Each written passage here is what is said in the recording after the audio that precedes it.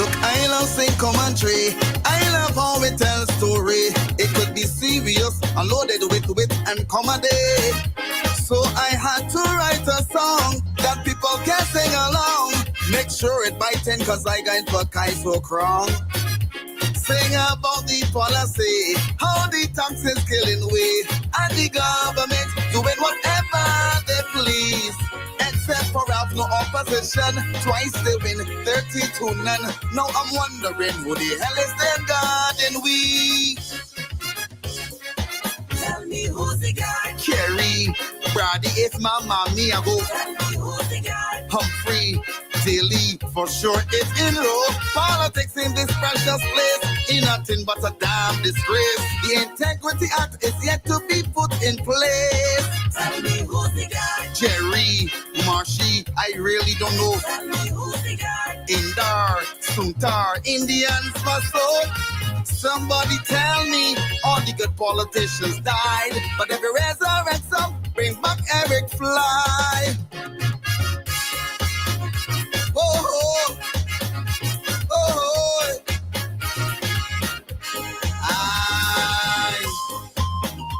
oh yes.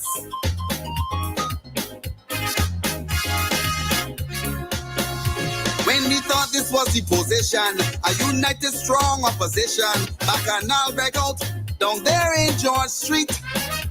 Between Yearwood and Mr. Thorne, I never seen nothing so since I born. Ronnie throwing heat like if he win a seat. But it's Ralph who left the BLP and went over to the DLP to form an opposition in this country.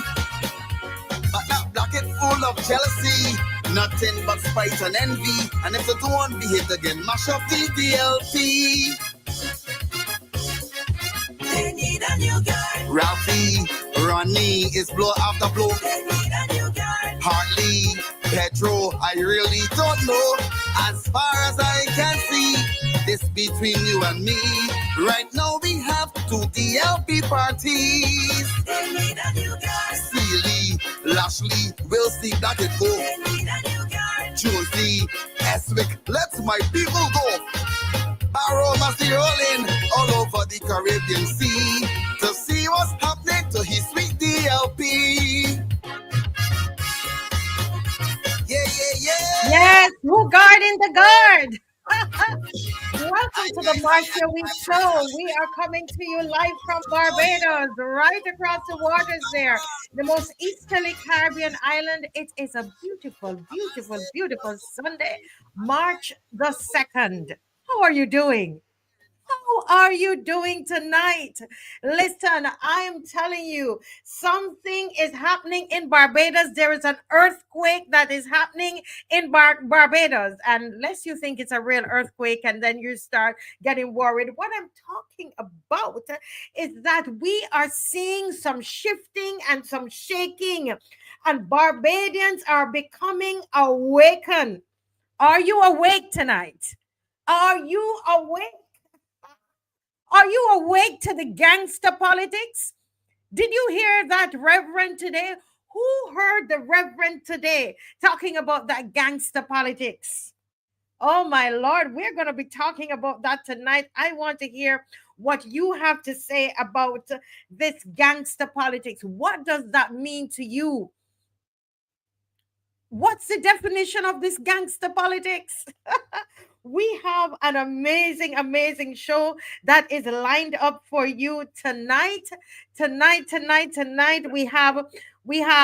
Listen, we are going to ask Mr. Senator, Minister DUGUID, or sometimes I call him, you know, I have to wonder, let me put it this way, if he's DOBAD.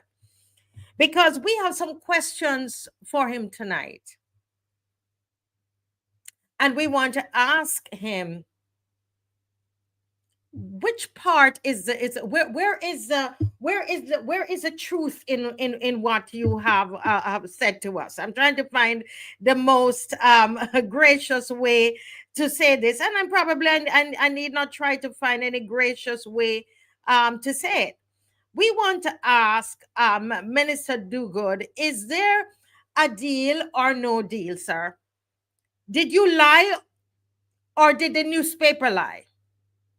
Was it you who lied, Mr. DUGUID, Minister DOBAD? Was it you who lied or the newspaper lied? I'm not calling you a liar. I'm asking about the particular statement that you made, that there was no deal.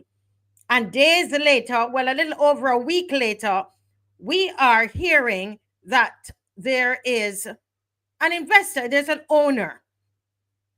So we as the citizens, as the electorate, we have a duty. It is part of our duty. And we want to know from you, Minister DUGUID, or is it that we need to change your name to DOBAD?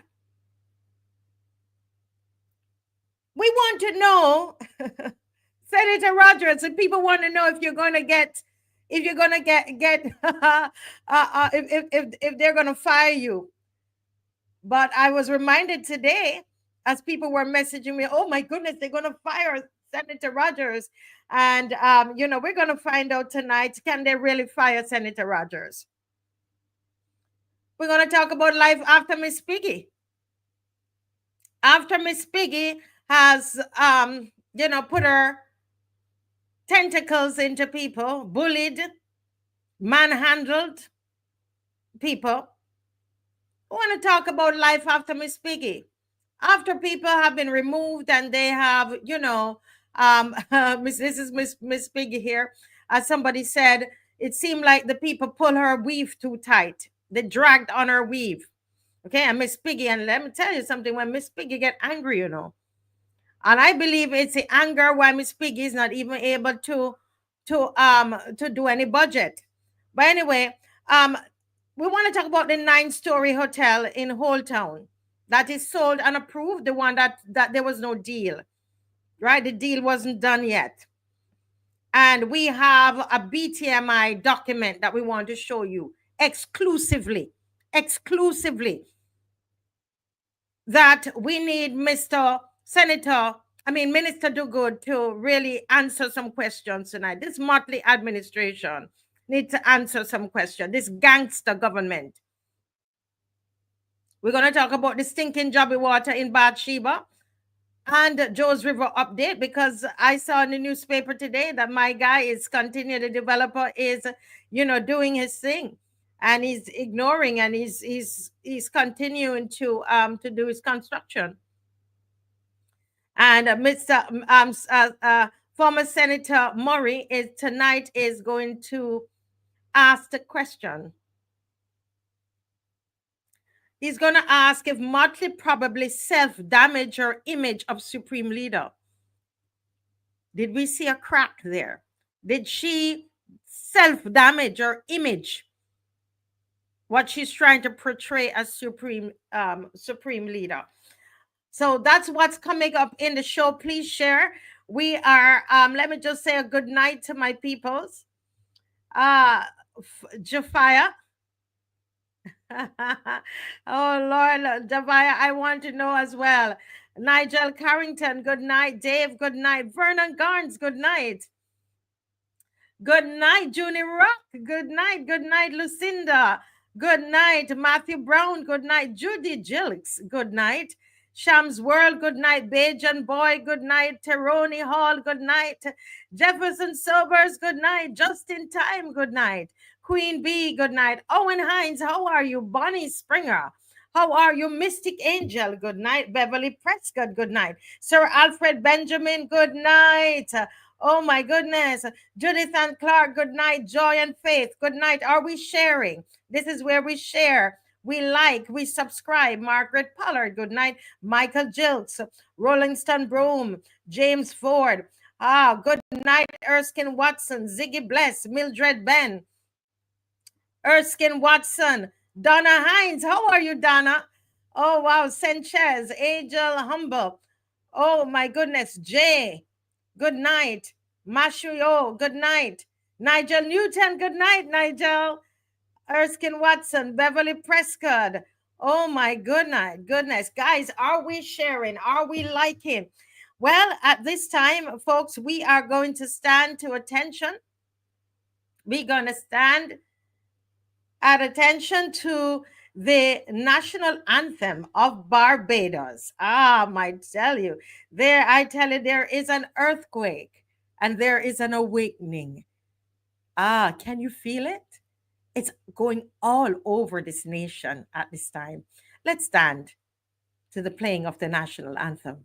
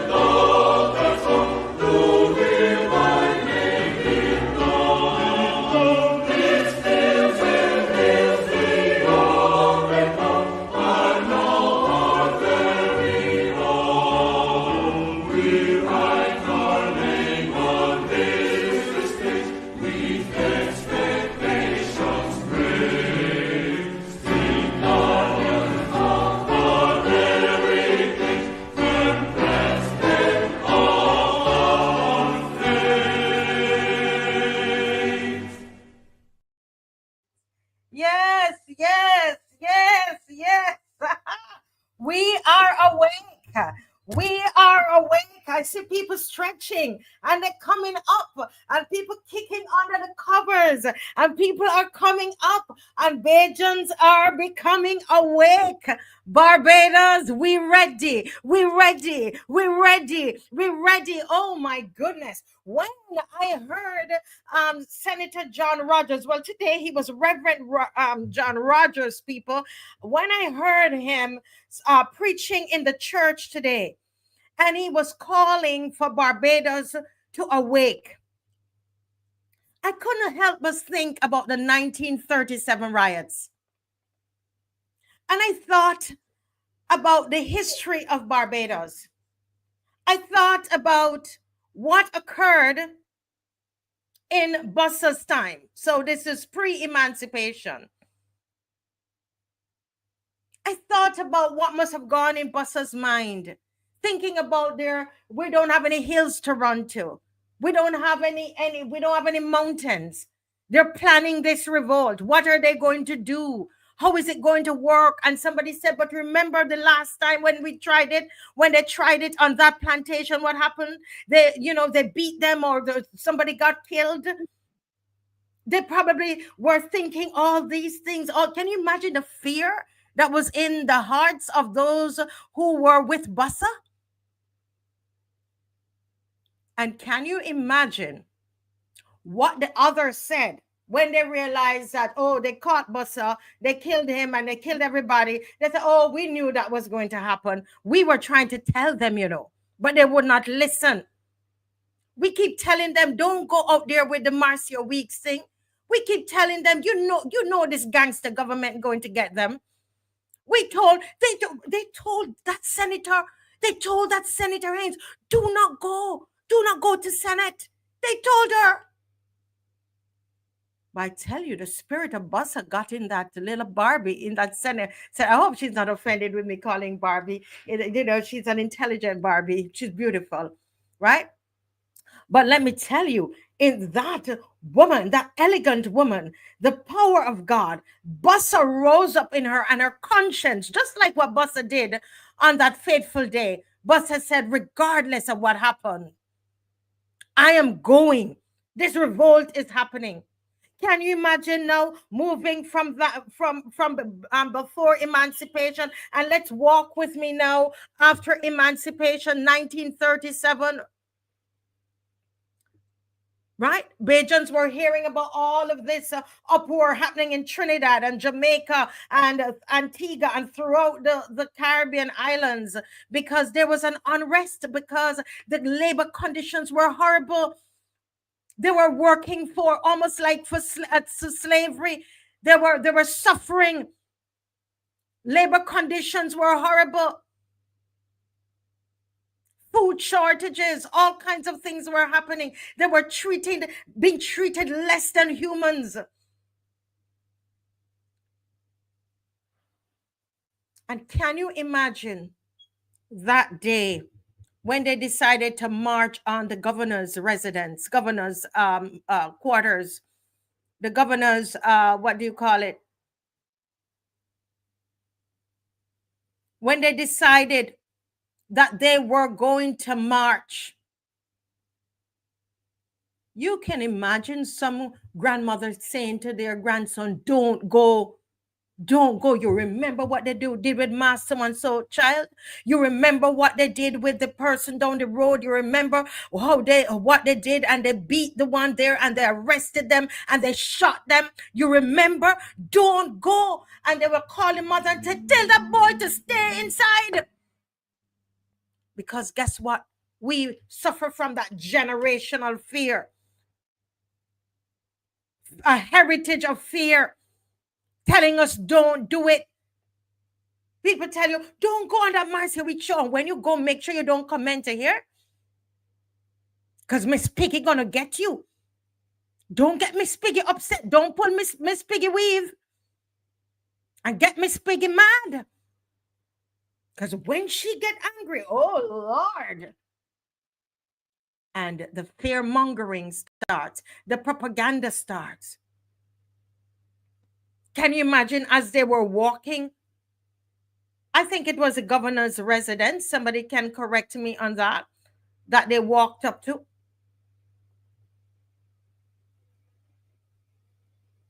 Huh? Can you imagine that? Lucinda Allen, let me start to look in the comments and talk to you all. Lucinda, can you imagine? Some of them were going, they were walking, and they were fearful. I believe that, doctor, this is a watershed moment in Barbados. This tiny woman decided against all odds. She understands. She understood before she went to Senate, because she was told that you better not go today. The very reverend stood up in the Senate and begged for her. Have mercy. Don't hang her. That's what they would do in slavery. And after slavery, they would shoot you. Do you know how many persons died in the 1937 riots? 14 died. 47 were wounded, and 500 were arrested, so that you could have the labor laws that you have here today in Barbados. Somebody paid the price. These two senators, Reverend John Rogers, sounded the alarm in his pulpit today. That's not an easy task. Say what you want. Some people say, well, he should have been talking all along. At this moment, we are happy for whatever we could take. Whatever comes, we are going to take it. Whatever we could get is what I want to say. Barbados, let's march. Let's march, Barbados. Let's march. Let's march. Let's march. And let us say that we will not subscribe to a gangster politics. We did not vote for mobsters to run here. We're do as I say or else. Yes, Mr. B.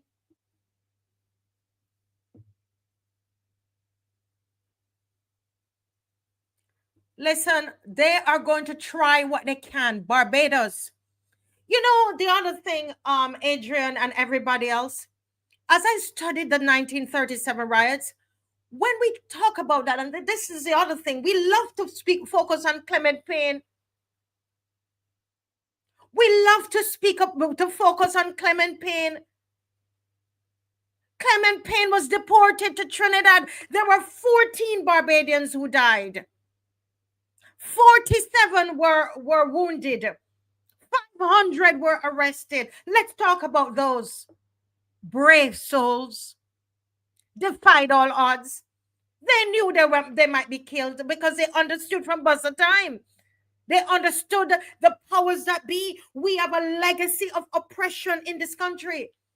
There's a legacy of oppression, a legacy of a gangster kind of a government shrouding under this democracy.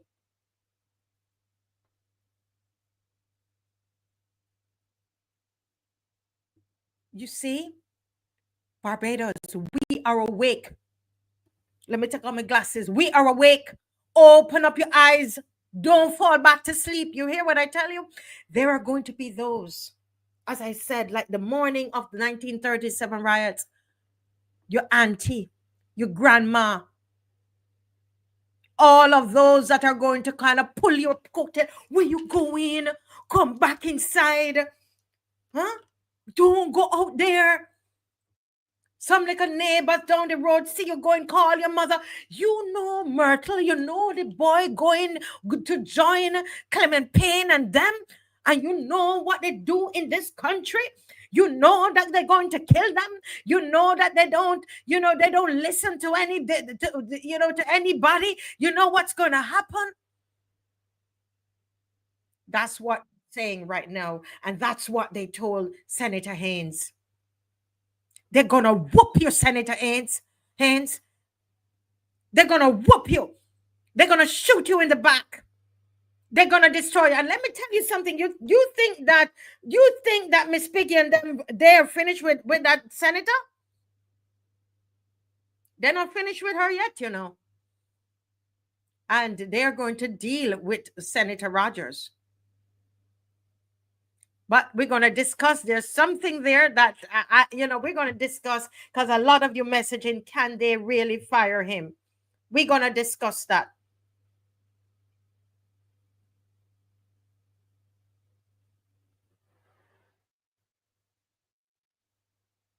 Yes, folks. Nigel, I'm going to read the comments because I want us to get involved. This is a no turning back moment. A no turning back moment, folks. We have rallied together. We have rallied together. And I want us to rally around these two persons so much, guys, because I know what it is to step out. I know what it is to go out and protest by myself on the street. I understand that. I know what it is to come and sit at this desk, and I don't know if it's just my husband and I that's supporting me.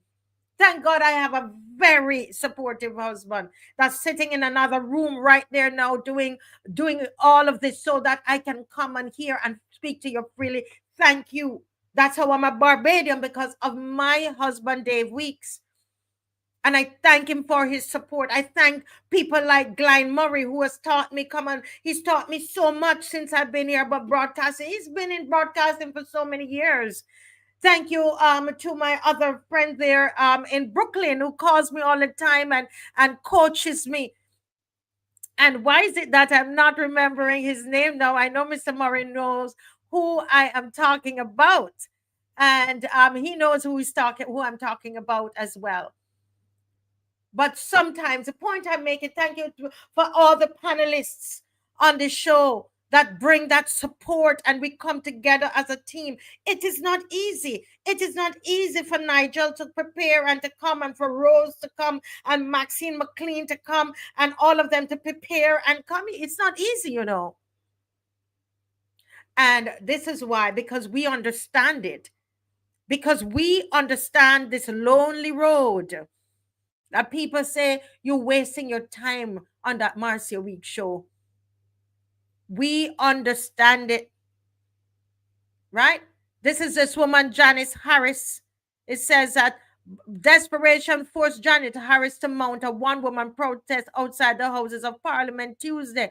She wanted the attention of the government. She told Barbados Today, and she got it.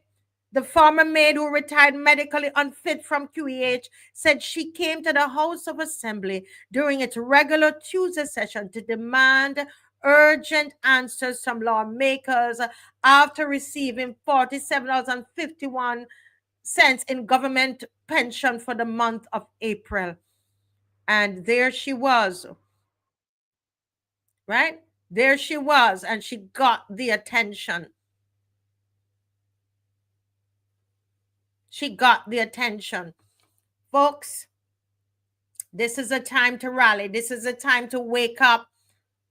I know you're up already, but I tell you, there are people that are going to tell you it makes no sense. March 22nd, we're going out on the streets.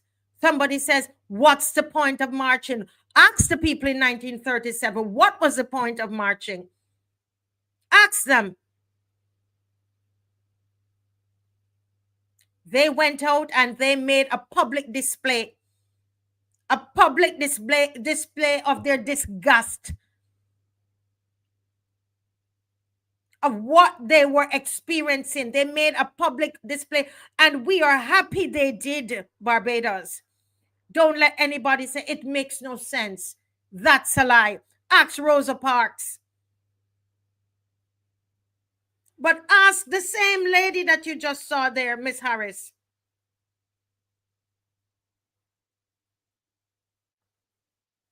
Ask Miss Harris.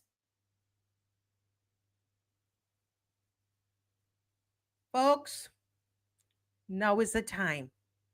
Now is the time. Make up your mind. You're going to stand. You're going to stand with this young lady, Senator Dr. Crystal Haynes. And now we have John. And I want to take this moment to mention a young man who came on the show. And I love young people. I love young men. And that's so funny as I say I love young men. I have 3 sons. So in case you get the wrong impression, I have 3 sons, and I make it an effort to go after them and to give them, help them, provide an environment, a proper environment for them, so that they can thrive. And Don Leacock, who contacted me, I didn't even contact Don. Don says, Marcia, I would like to come on the show. He called me last week when he came on. And when Don came on the show, Don said to Don is the one who he called out Senator Rogers. He started that, and then we had Senator Senator Ryan Walters came and backed him up. But Don is who said, Senator John Rogers, you've got to stand with Crystal Haynes. Who remember that? Don went as far as said, you all need to resign with her. Resign. If she can't be there, you can't be there. Tell them that. And that, I don't think that young man is even 30 yet. And there are people who messaged me today, and it is their belief that he's the one that called him out. Listen, Senator John Rogers was on radio supporting Crystal Haynes on the weekend. I heard him on Saturday. He was in his church this morning using his pulpit. That is really, really awesome. And I have Mr. Murray coming in. And as he comes in, let me just look at some of the comments. Yes, yes, yes, yes. Barbados. I could feel it in my bones. I could feel it in my bones.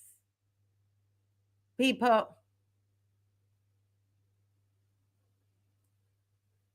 Yes, standing up for justice. Well, I'm telling you, get ready, get ready, get ready to stand with him. Let me just welcome another one of our freedom fighters who prepare every week to come on the show with all of my wonderful panelists. And, Mr. Murray, we thank you so much for what you do. And you yourself, you are a freedom fighter, sir. Thank you. Welcome to the Marcia Week show.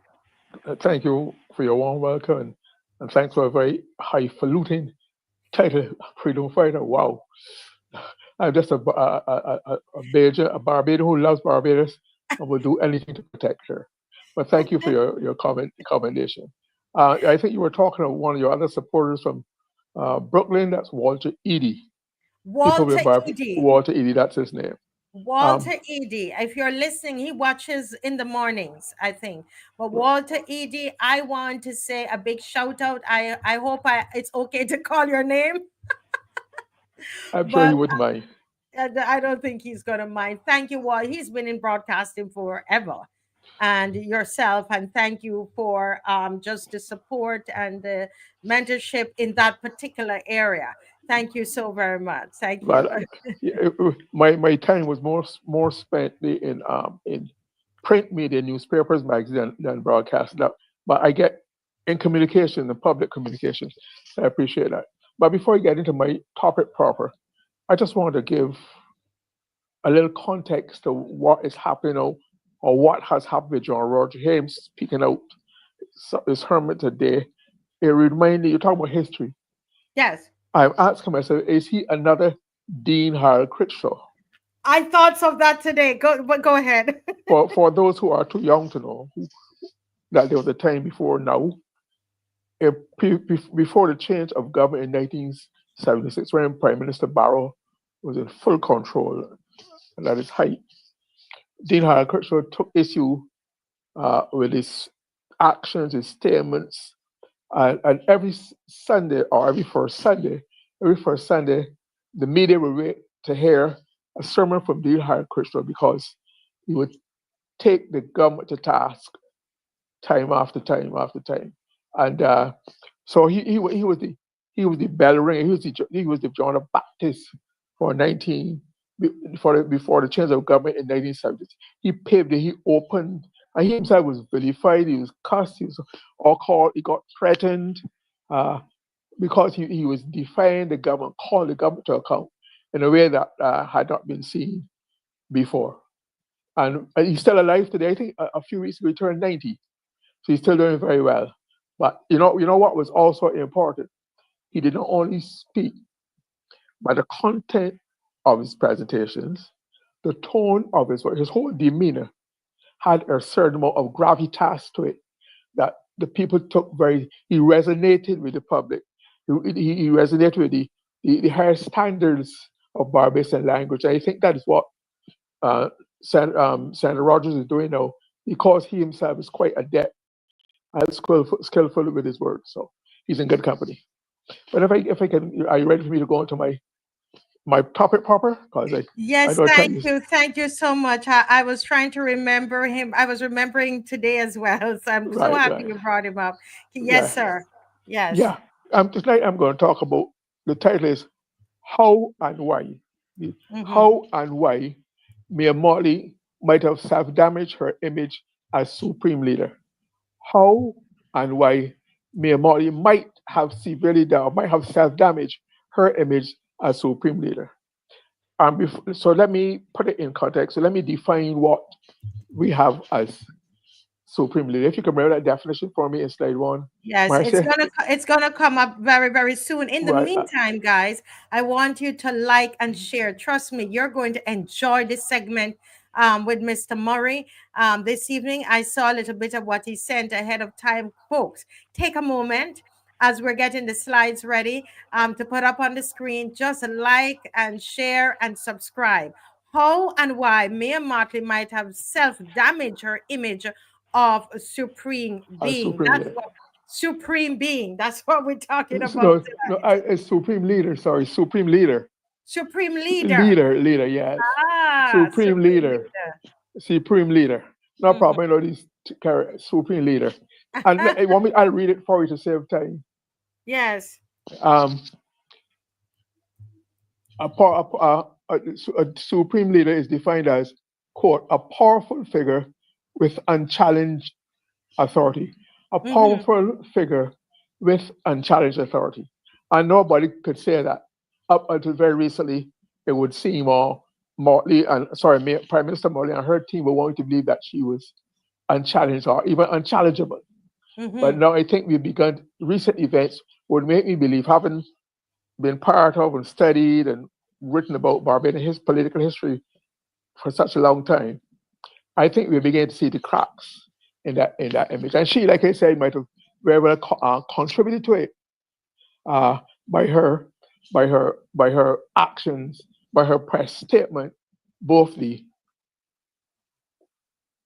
press the style and the content and the comments out of her press statement. And therefore I'm saying that supreme leader also in the context of the next slide, which talks about Mottley. I'm sorry, please, please. Prime Minister Mottley can easily be described as those who study personality types. And I would have done some of the studies years ago when I was at Ryerson Institute. I did a course and certification too in uh, something called the psychology of human relations and communications media, right? So it involved psychology, social psychology, all those disciplines. And one of the things with the type of personality that that so she's considered, she would, according to the literature, and this is not pseudoscience, it is serious concepts and practices and definitions that are used all over the world uh, to describe um, personality types. Okay, she would be easily described as female, as an alpha female. You can be an A, alpha at the beginning, male or female. She could be called an alpha female with the following characteristics. When you get them, you can supplement what I say. The following characteristics of an alpha female will include dominance, assertiveness, ambition, great self-confidence, faking it until you make it, never running down oneself in front of others, and apologizing only when absolutely necessary. Those are from all my readings, I look at various classifications, I Can pull you out read them. it one more time? Because we don't yet have, we're having Okay, some challenges with the slides. no Just problem. read it again, The please, so following we don't. characteristics are said to outline and define an alpha female, which for personality type, uh, Prime Minister Mottley was said to represent. It would the following characteristics include dominance, assertiveness, ambition, great self-confidence, faking it until you make it, and I think I will talk about that later on too. Never putting down oneself in front of others, and apologize only when necessary. I believe that in all fairness to my definitions, fair-minded Bard will say that it does fit Prime Minister Mottley, if not 30, very, very, very closely. And and then there's also, and when you add to that, you add to the question of one-upmanship. And I say one-upmanship because I think the question of one-upmanship, and I will define that for you in a second, would have played in Prime Minister Mottley's mind and made her decide to call to deliver that public address to the nation on the resignation, etc., so quickly. That was the Mm. first thing, because you're never to be seen, you're not in control. And Ah. one-upmanship is defined as added, include an attitude of one-upmanship, which involves a sense of techniques of and practice of gaining a feeling of superiority over others. One-upmanship, a sense of techniques of and practice of gaining and feeling a sense of superiority over others. And so one would remember that in Prime Minister Mottley's only live one-on-one interview given to Barbadians in 6 years, almost 6 years now, almost 7 years. In July 2018, July 25, almost 7 years was with David Ellis in Okay. July 2018. And when Mr. Ellis, the very seasoned and very able and outstanding journalist that he's always been, when he pressed her on a number of points, on at least two occasions, she said, "David, you trying to indulge or one-upmanship with me." All he was doing his job with her, trying to get further information and clarification about, and she resorted to, you're indulging and one-upmanship, meaning you're trying to prove that you are better at this thing than I am. But no, but she must be. So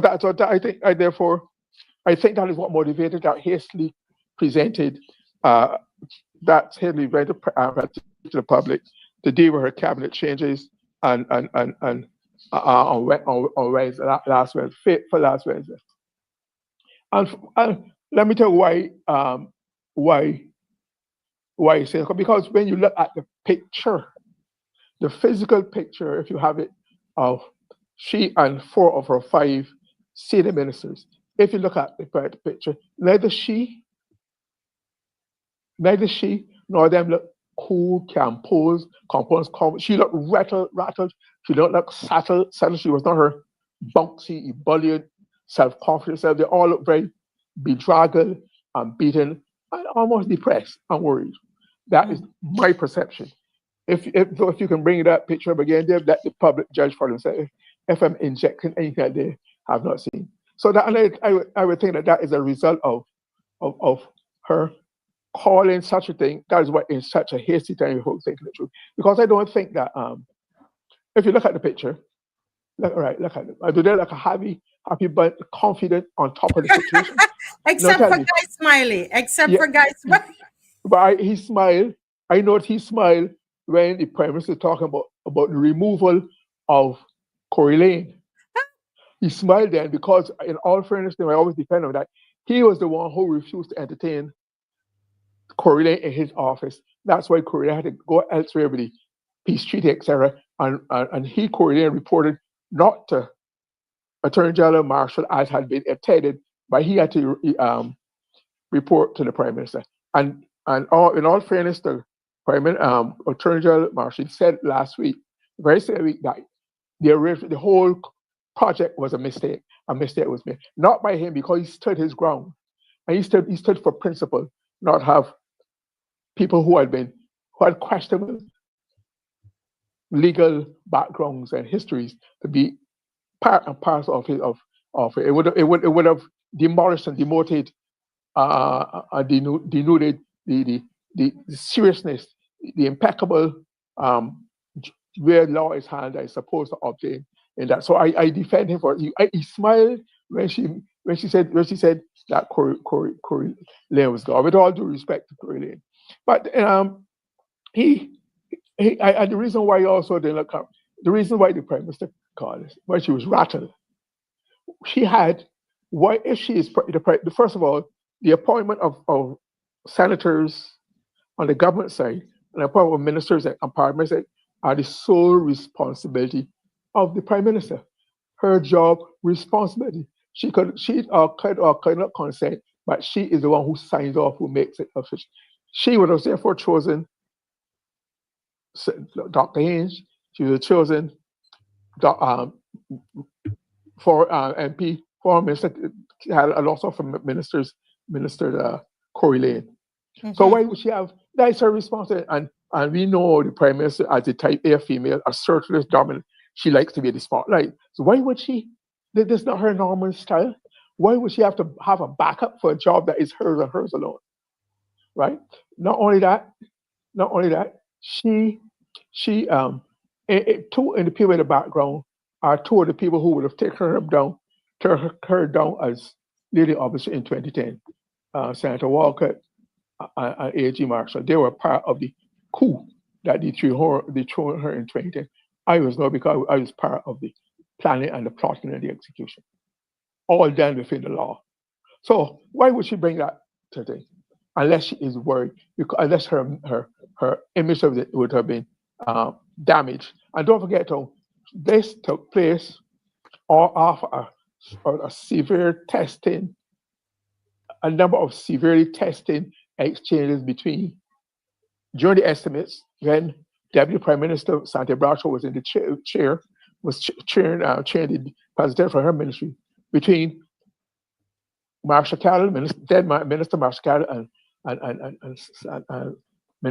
Deputy Prime Minister and Minister of Transport or Work Sante Bradshaw. You could sense, you could almost taste and feel the tension, the hostility.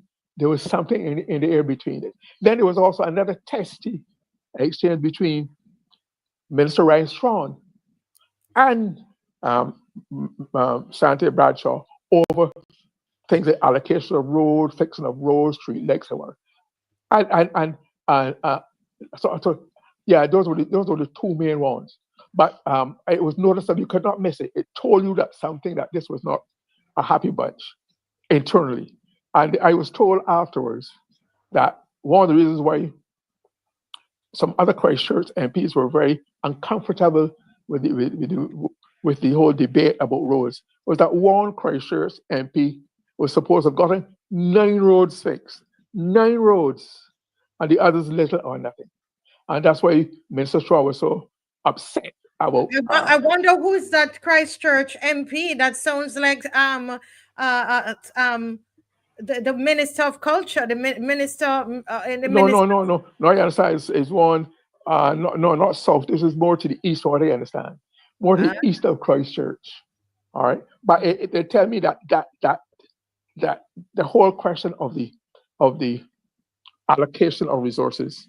Tell me the whole question of the attitude exhibited in allocating or speaking about things has been a source of unhappiness among cabinet members because of the performance of that. And maybe that was also some of the angst that Marcia Carroll felt that might have led to her resigning. Yes. And right, but I don't think that having resigned, I think the Prime Minister, if she had really been on top of this situation, if she was not uncharacteristically rattled. And remember, in politics, in business, in life, timing is one of the most important things that could determine the acceptance, the projection, the message, and the messenger. Timing. And there was no reason why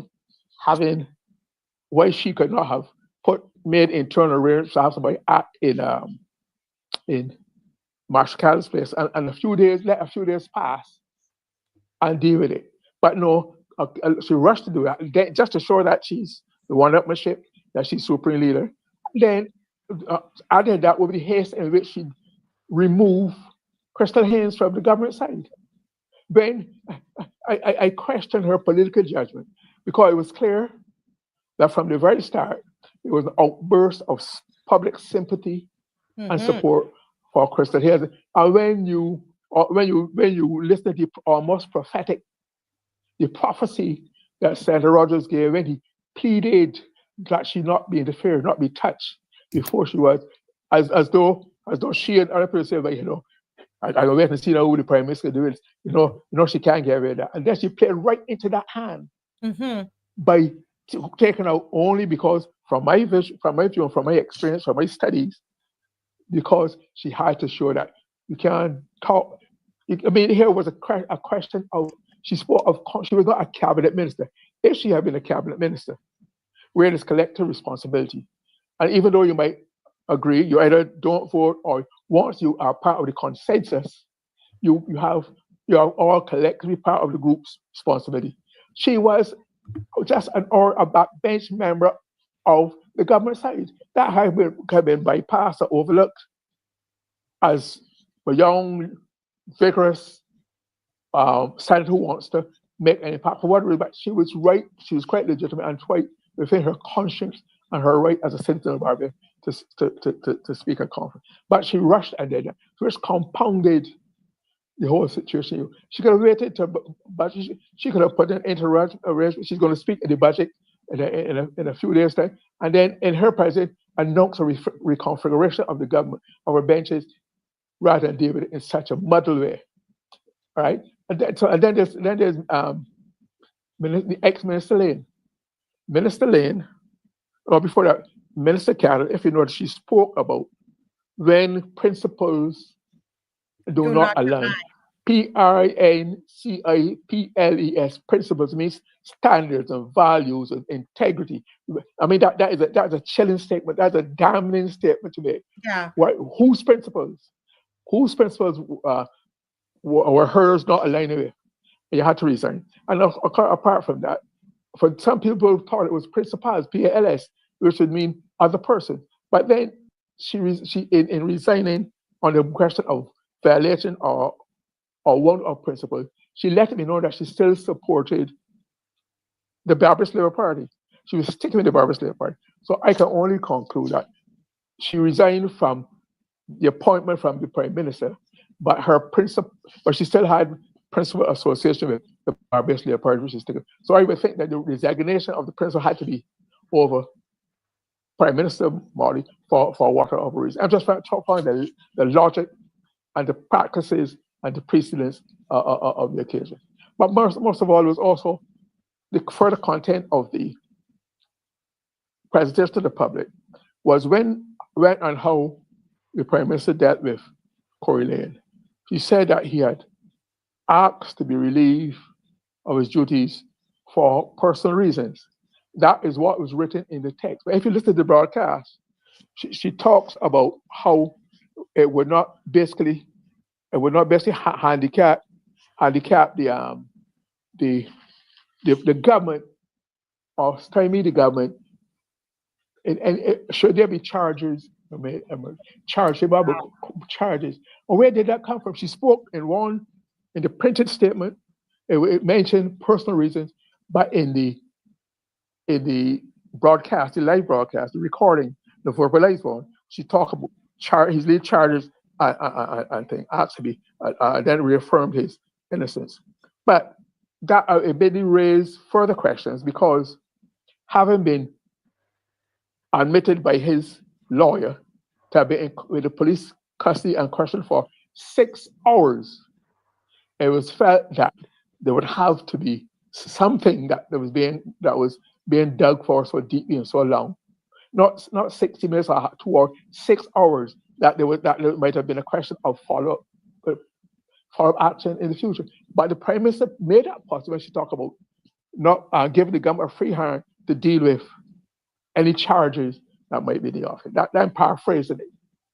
So I am saying that the Prime Minister made a meal of that. And I think, like you said, I believe that her stepping down, her passing on the duty of delivering the budget to Minister Ryan, who has been the de facto, the day-by-day function Minister of Finance for the last almost 7 years, because the Prime Minister has not been a trained economist.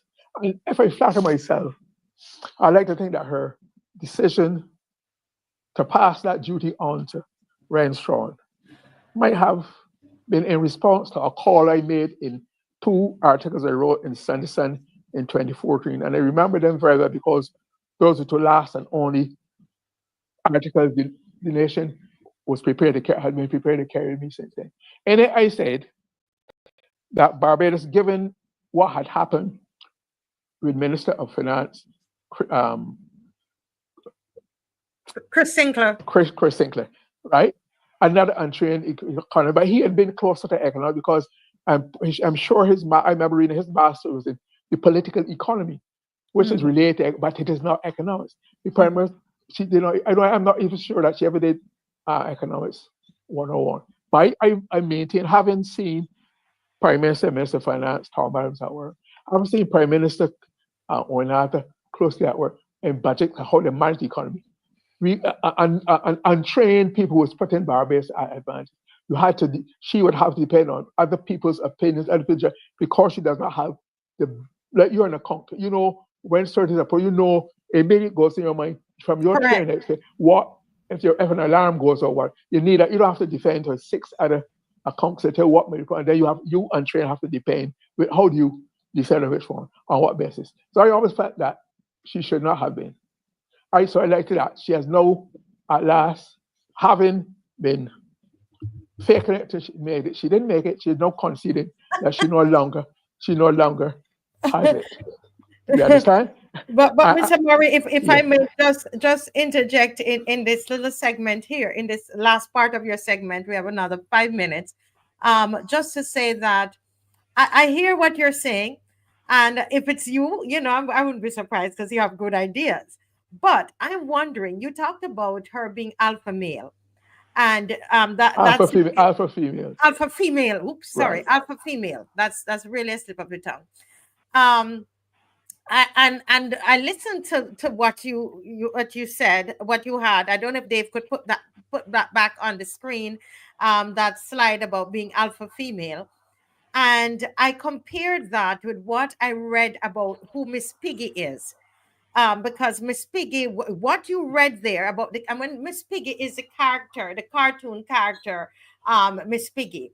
And one of the things I noticed about Miss Piggy is that when Miss Piggy is angry, when Miss Piggy gets angry, she she loses it. She loses control. And so I was not surprised. That's just my take on it. I was not surprised that she would not wasn't in any headspace. Do you see that picture that's there? She's looked really disheveled. She's not in the headspace to do a budget. She's so angry. That's what I think. Apart from that, she has not been in the country consistently. The estimates were largely prepared and handled by Ryan Stone. Other prime ministers would never leave Barbados around the time of before or during the estimate. Other prime ministers and trained ministers of finance, trained economists were in Barbados to go through the numbers to form, because the estimates I want to make, you have to formulate in the context of Barbados economy, the Caribbean, the world. So it calls for more than just numbers. But so I don't think, given her commitments to carry calm and the rest of the world, she had enough time to be part. So she would only have to come and read what somebody gave to her. Correct. To read. And I don't think she had the time, the composure to do that. But I just like to say that when I look at the prime minister, can be said, having won 2 30 loves, it can be said that she suffered from an embarrassment of riches as regard numbers 30 to an embarrassment of riches. Like playing, when you get in poker, when you're playing poker, they say the best hand you can get in poker, or even dominoes, if you draw a perfect hand, right? You still don't have to play that hand. It might be so good that you can play it badly. And I think that is what the prime minister has been badly playing these 2 royal flushes, these embarrassment of riches she's had in numbers. And I'd like to just end on this section by quoting a very well-known general in the American Army called General Omar Bradley. Yes, sir. He spoke on the question of leadership, and he said that, I quote, "The greatness of a leader is measured by the achievements of the led." The greatness of a leader is measured by the achievement of the led, not of the leader, of the led. This is the ultimate test of effective leadership. When you are judged by, and if one were to judge the effectiveness of her abundance and superabundance of members in the House of Assembly, it could not be fairly said that she's been an effective leader of them. Wow. She has not been able to get out. Again, could you read the effectiveness of a leader is the greatness of a leader. The greatness. Yes, is measured by the achievements of the led, those who he leads or she leads. And it goes on. This is the ultimate test of an effective leader, not one who makes references, or not people who make references to the prime minister said, the prime minister said that the prime minister must do. No. It has to be measured about what those have delivered to the people on the ground, the constituents. Have they made their lives better? Have they performed in the ministries or whatever? Otherwise, it is a reflection on the effectiveness of just like in cricket. If the team consistently does badly, you have to look at the manager, have a look at the management, the selectors. They have to pay. They have to take some of the responsibility. Same thing with a political leader, that she has to be responsible for the performance of those people she has been leading. Yeah, we're seeing Miss Piggy in action. The alpha female Right. in action, as somebody said. You know what? Don't pull her weave. Don't pull her weave and get her upset. Yes. I wanted to read something from um Senator Crystal Haynes, um, from her The president. page. Yeah, from Okay. her page. This is her Instagram page, and it says she wrote this a couple days ago. This is after she was removed. She says, almost 7 years ago, this photo was snapped by a photographer as I descended the steps of Parliament for the first time after giving my very first speech as a government senator. In many ways, my parliamentary journey was unexpected. I was adjusting to new motherhood with my son being just 5 months old. Number one. Number two, I was in the middle of a career pivot and hadn't yet decided how I would move forward. And three, I wasn't politically active and was not a member of any political party. When the call to serve came from Honorable Prime Minister Mottley, it was truly out of the blue. She saw something in me then that I hadn't seen in myself. I reflect on my tenure, even as I relinquish my seat in the Senate, with a heart full of gratitude to the PM, to colleagues, and to everyone. And she goes on. But the first part of her post is interesting. A young person brought this to my attention. In her listing those three states that she was in. Number one, she was adjusting to motherhood with her son just being 5 months old. She was in the middle of a career pivot. Three, she wasn't politically active and was not a member of any political party. And the young person said to me, Marcia, what this is saying is that really she was minding her own business. She didn't ask. She's trying to say, listen, I didn't ask for this position. Somebody sent and called me. I was busy doing these different things here. I was even part of your party.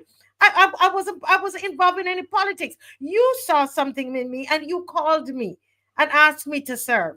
That's what she's trying to say. So she's like, please, if you want to take it back, it's no problem. I didn't beg for it. That is why I'm glad you gave me a chance to add this. This one had slipped me in my notes.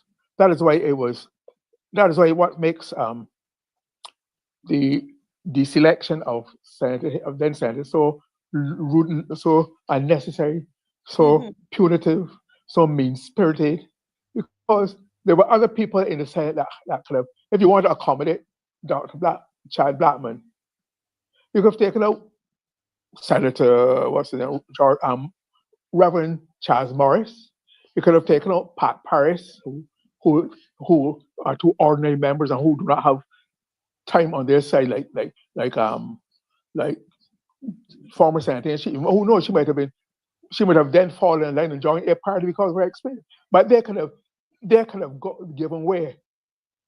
But I understand at one time she tried to replace one of them, and they broke down and cried and begged her to retain the pick.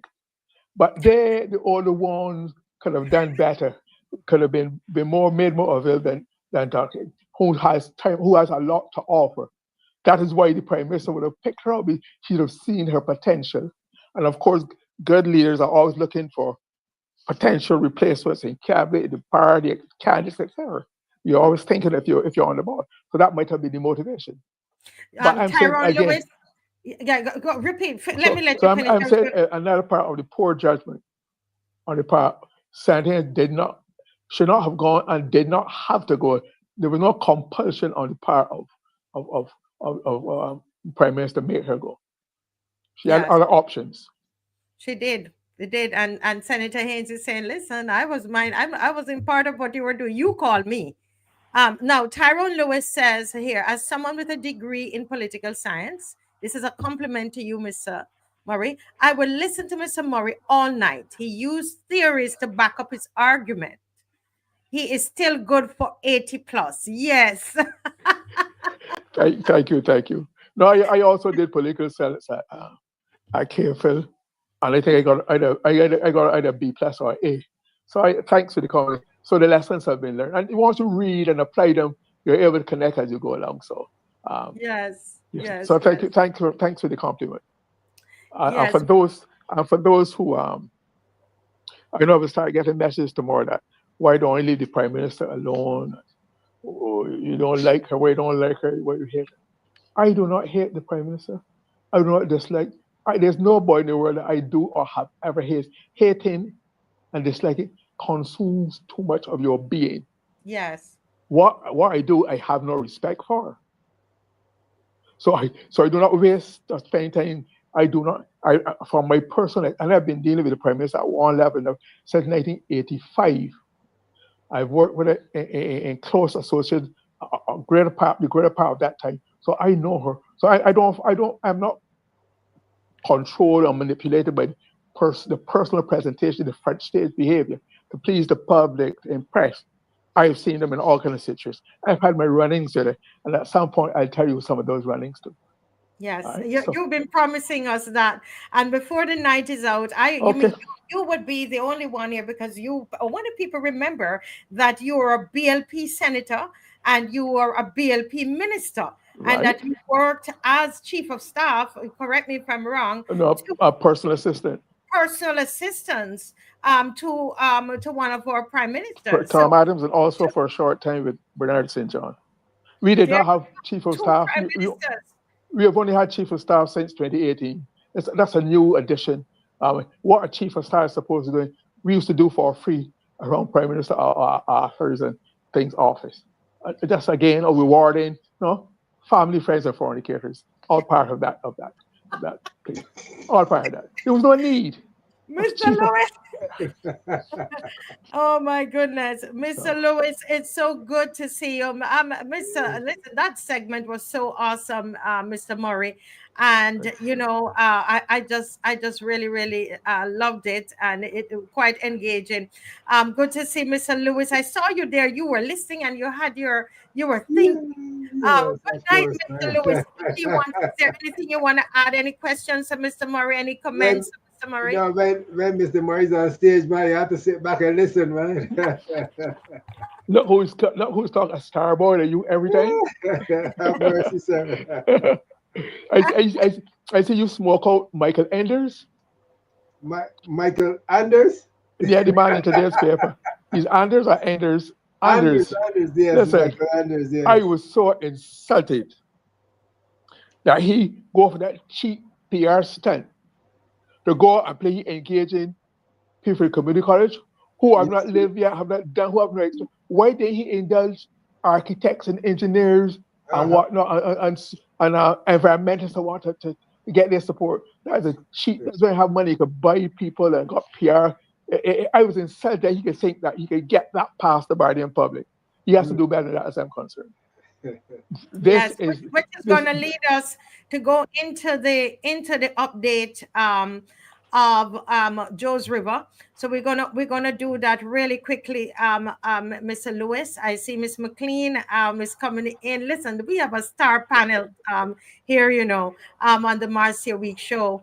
I tell you, powerful people. She's coming in, and we are going to. I have a proposal for Minister DUGUID. Okay, I want us to deal with that, but let's just talk about Joe's River. What's happening to Joe's River? We're going to talk about. We're going to have a discussion.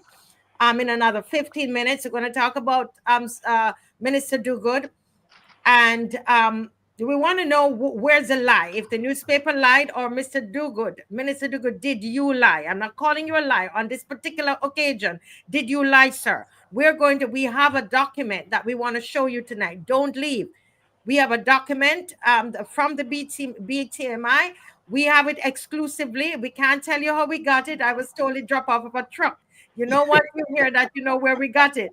Marcia, before you go, I'm told that document I read is from BTII, Barbados Tourism Investment Inc. That's the entity that's responsible for the Hilton Hotel, Sam Lawrence has it. BTMI is the one that does the marketing and the Yes, promotion. It's BTII. Yes, thank you. BTII. And the BTI is one of those other silent entities that you don't hear a peep out of them, except now. And they did not send the chairman. You don't know who's the chairman, eh? I know who's the chairman. Wait until we get there, Mr. Okay, Murray. all right. We're going to get there. I'm just telling the people, don't leave. We have a document that we're going to look at, and Minister DUGUID will have to answer to us, the electorate. We'll have to answer. Do share up the live. Don't go, please. Don't go. But Mr. Lewis, let's jump right into St. Joseph.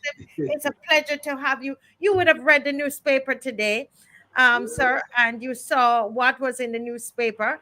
What are your thoughts and what's happening up there in Joe's River? That developer seemed to be very busy. Well, good night to you, Lord Opposition. We're not speaking Joe's River, we're speaking Bathsheba to a large extent, because Joe's River's case, that is as is, we're still waiting to hear from him in relative to the court or otherwise. So let's forget Joe's River now. We're going Bathsheba. Yes. Okay. So let me just speak to the article that was in the newspaper. My concern here, when I listen to Senator, to Mr. Murray, to Mr. Glenn Murray, it says to me that there's some challenges. There's some challenges. I don't know how to put it. Maybe you've got to think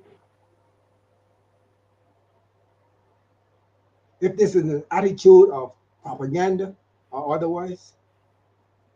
It puzzles me as to the perceived direction of that project with respect to the general public, because the newspaper is saying that we're not going to in any way damage the beauty of Bathsheba. How could you make such a statement when practically about a third or half that hill has been severed? How could you do that? Does that make sense? But I only have one question on this whole article that I would like Michael Anders to answer. And this is the question. I want to know from him whether the people of Barbados, the general public, will have the opportunity, like they've done from time immemorial, to go on top of that hill and enjoy it like we did before. That's the only question I want for him to answer. The entire article would have gone on with his interaction with the folks from Barbados Community College. That's good. That's fine, because, as I said before, I'm in the departure loan. Most of us are in the departure loan. So if you're going to invest in the youth, I want for you to be able to say to them whether they will have the opportunity, like you and I, Marcia, you, Mr. Murray, to go on top of that hill and enjoy it like all of us would have done from time immemorial. I would have been told plans that they have in store for that location. I would have been well informed that the proposed plans for the location is that we will no longer have access to the top of that hill, where all the taxi drivers go, where all the visitors go, where all the folks from St. Joseph go, where all Bajans go, and just go on top of the hill, sit back, relax, look at Subo surfacing, take photos, just chill, just enjoy it. That's what we did. But that entire article does not say anything about access of us to the top of that hill. All that article says, Mr. Murray, you're saying something? No. I just agree with you. Right. No, you go right ahead. So the entire plan there is for us to be relegated. I don't know what discussions transpired between himself and the students at community college, but I know that the proposed plan is for us no longer to go to the top, and we have been relegated to the bottom. Nowhere in that document does he speak to any of that. So I want Mr. Anders to respond to that. Tell us if we will have access to go to the top of that hill anymore. All the long talk you saw in that document meant nothing, technically speaking, because you are speaking to the youth of this country. The youth of this country has been given the opportunity as generational wealth, that hill, where all of them can go and relax and enjoy the beauty of it.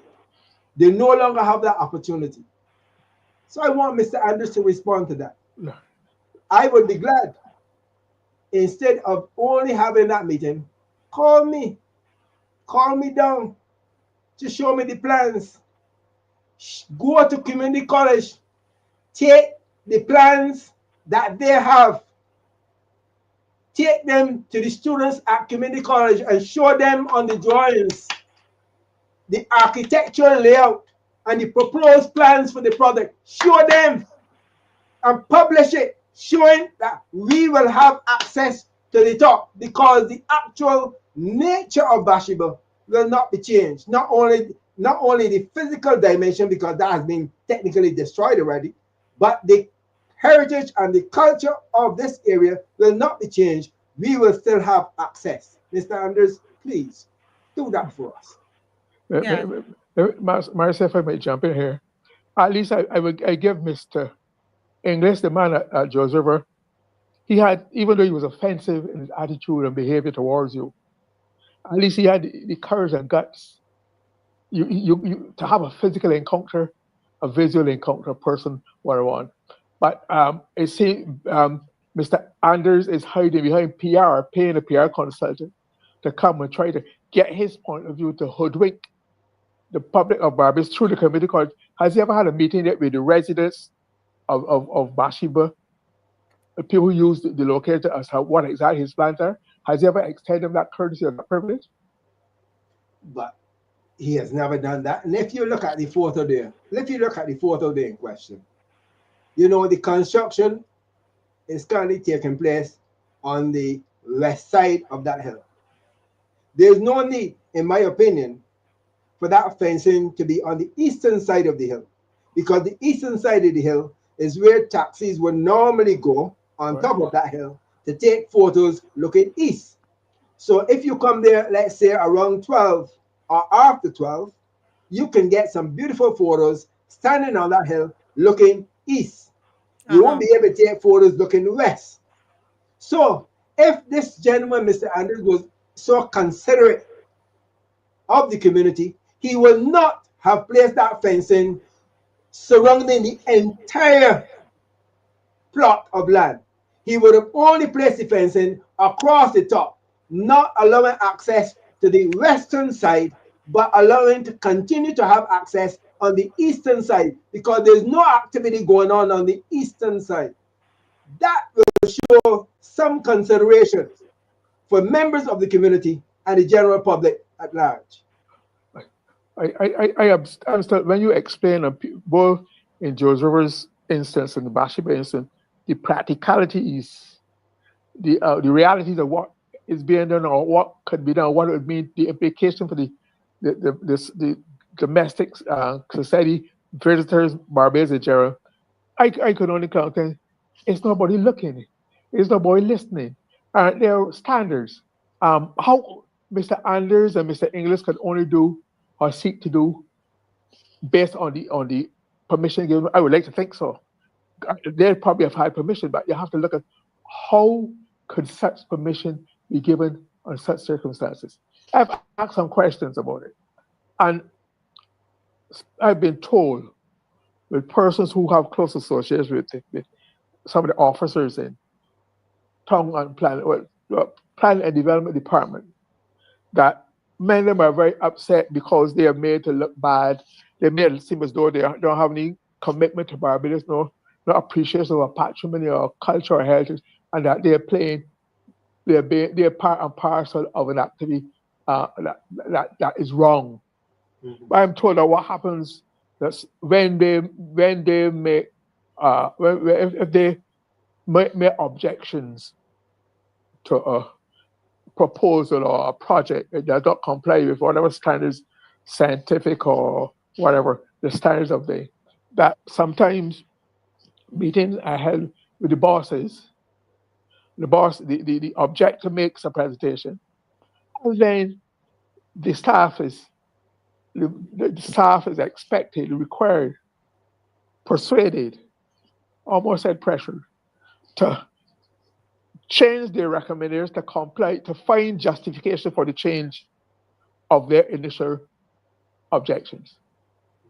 In other words, if I say no, it should be done, it's not right because of A, Y, B, C, D, I am then required, according to these reports, and the powers that be,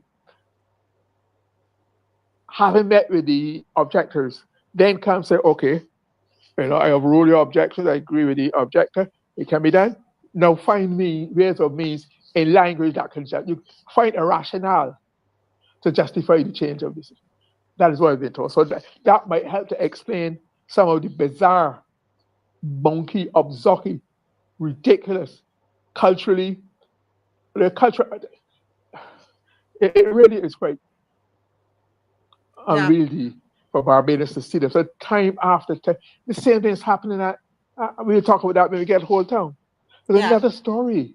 Another story there. How? But let me go back to Mr. Murray. Let me go back to Mr. Lewis here for another couple of minutes because if my geography is correct, I mean this hill, because I've been there before, and right, I mean there's this big as he said, a mansion is being built, but isn't it the same Bathsheba a little further down that this filthy water is leaking from a well? Is it? Am I in the same? Are we in the same vicinity? Is it close by, Mr. Lewis? Right, to the eastern side of the photo there. That's looking west. To the east of that location is the Bathsheba Park. And that Bathsheba Park, that is the area that we currently do have this challenge with the as I call it the Jobby Water, the Jobby Water. You are actually the person who filmed, because that video has gone viral, really. Dave, if Dave could put it up, if he has it, Dave, if you could kindly put that up for us. Thank you so much. And let's look at this and put it within the context, because folks understand that he is building this multi-million-dollar mansion that he's talking about. Would have paid, I don't know what he would have paid the government, but then just a few yards down, going into the sea is its Jobby Water. Go ahead and play it, Dave. Thank you. I'm here at Bathsheba Park. All of this is the sewage that's coming out from the well into the sea and cross here. Stink. I passed across here this morning with my dogs, and the stench that hit me, I had to stop and look. And this is coming from this well, and it's been going on so for a while, smelling bad. And that is the diner restaurant here and the changing rooms. And this is our tourist area. All the tourists come, and tourists are coming in here now, and coming in here by the numbers. And this is what we are getting at Bathsheba, with all this stench,